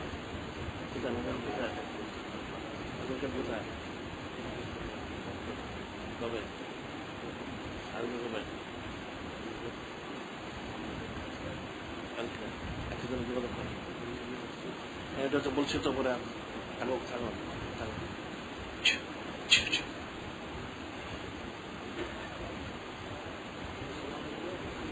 হ্যাঁ ও বুঝতে পেরেছি কি নাম ছিল আগে তোমার এখন যেটা তো ইয়ের বড় বিশ্বের মতো না তাহলে বড় বিশ্বের মতো নাম ছিল আব্দুল কাদির বুঝলে গাউসুল আজম বড় বিশ্বের নাম আব্দুল কাদির নাম্বার বড় বিশ্ব হ্যাঁ বরকত আল্লাহ মোহাম্মদ আব্দুল কাদির হ্যাঁ করতে পারেন তাহলে ওই যে আমাদের যখন কিনেছে আমার তো লাভ করে দিতে হবে হ্যাঁ কোথায় এটা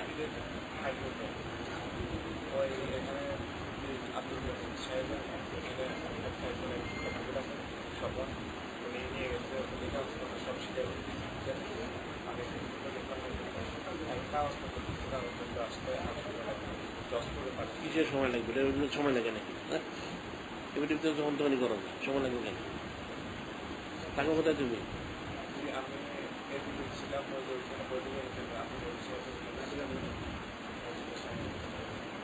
কিন্তু আমাদের যোগাযোগ করলেই করে দিচ্ছি এবার সময় লাগবে কেন এখন মনে হয় দেখে পরে কপি করলে হবে কি নাম দিচ্ছ নাম দিচ্ছ মোহাম্মদ আব্দুল কাদের দিব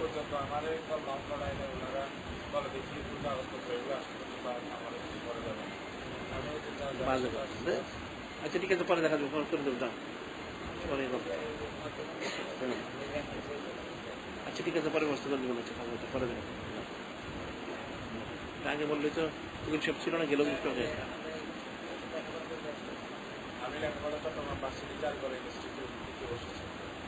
আচ্ছা পরে ফেসলা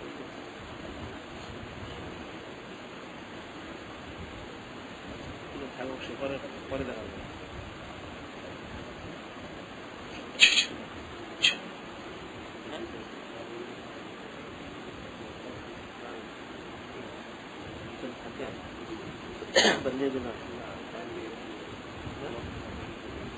ভিতরে জানাও আমার কিনে বললে ওগুলো কিনে জানাবো যাও এটা সে ওই সাথে ওই অ্যাডভোকেট সত্যার সাথে পরিচয় করে দিতে হয় যে দোকা থেকে তো মনে যায় এখন ইয়ে করলো হতাশ কাছে গেছে কেমন তাই আমাদের সাথে আলাপ করেন না যদি থাকে তাহলে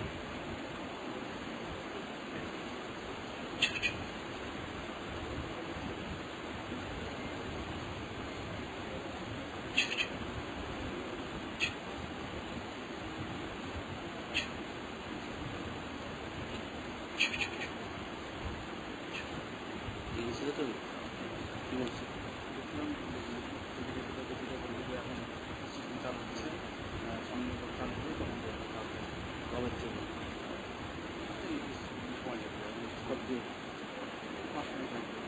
ছুঁইতে শুরু করছে আজকে মুখ জয়েন করতে জয়েন করে বিভিন্ন অংশ দিয়ে আজকে দুটো জয়েন না মানে আজকে কাল সকালে কালকে যাওয়া শুরু করো ম্যানেজারটা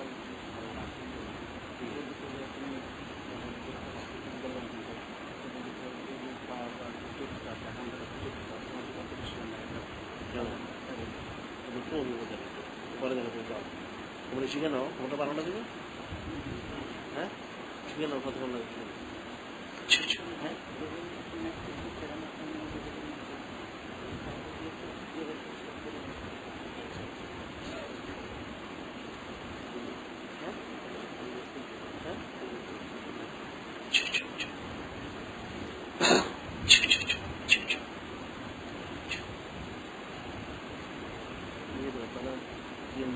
আনতে এই যে আগে জানা দেখো না কাকে দেওয়ার দিচ্ছ কিছু বলে না রে বাবা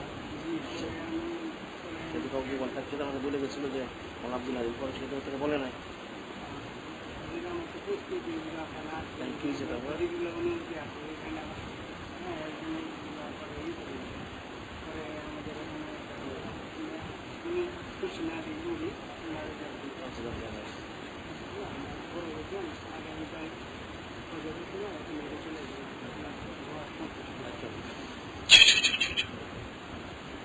কোথায় থাকো তুমি নিউইয়র্কে নিউইয়র্কে আমাদের অনেক লোক আছে তুমি যোগাযোগ করো না কেন হ্যাঁ যোগাযোগ করছি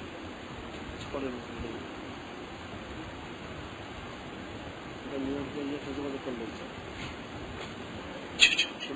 নিউইয়র্কে আমাদের লোক আছে মোদী আছে ডাক্তার সাহেব আছে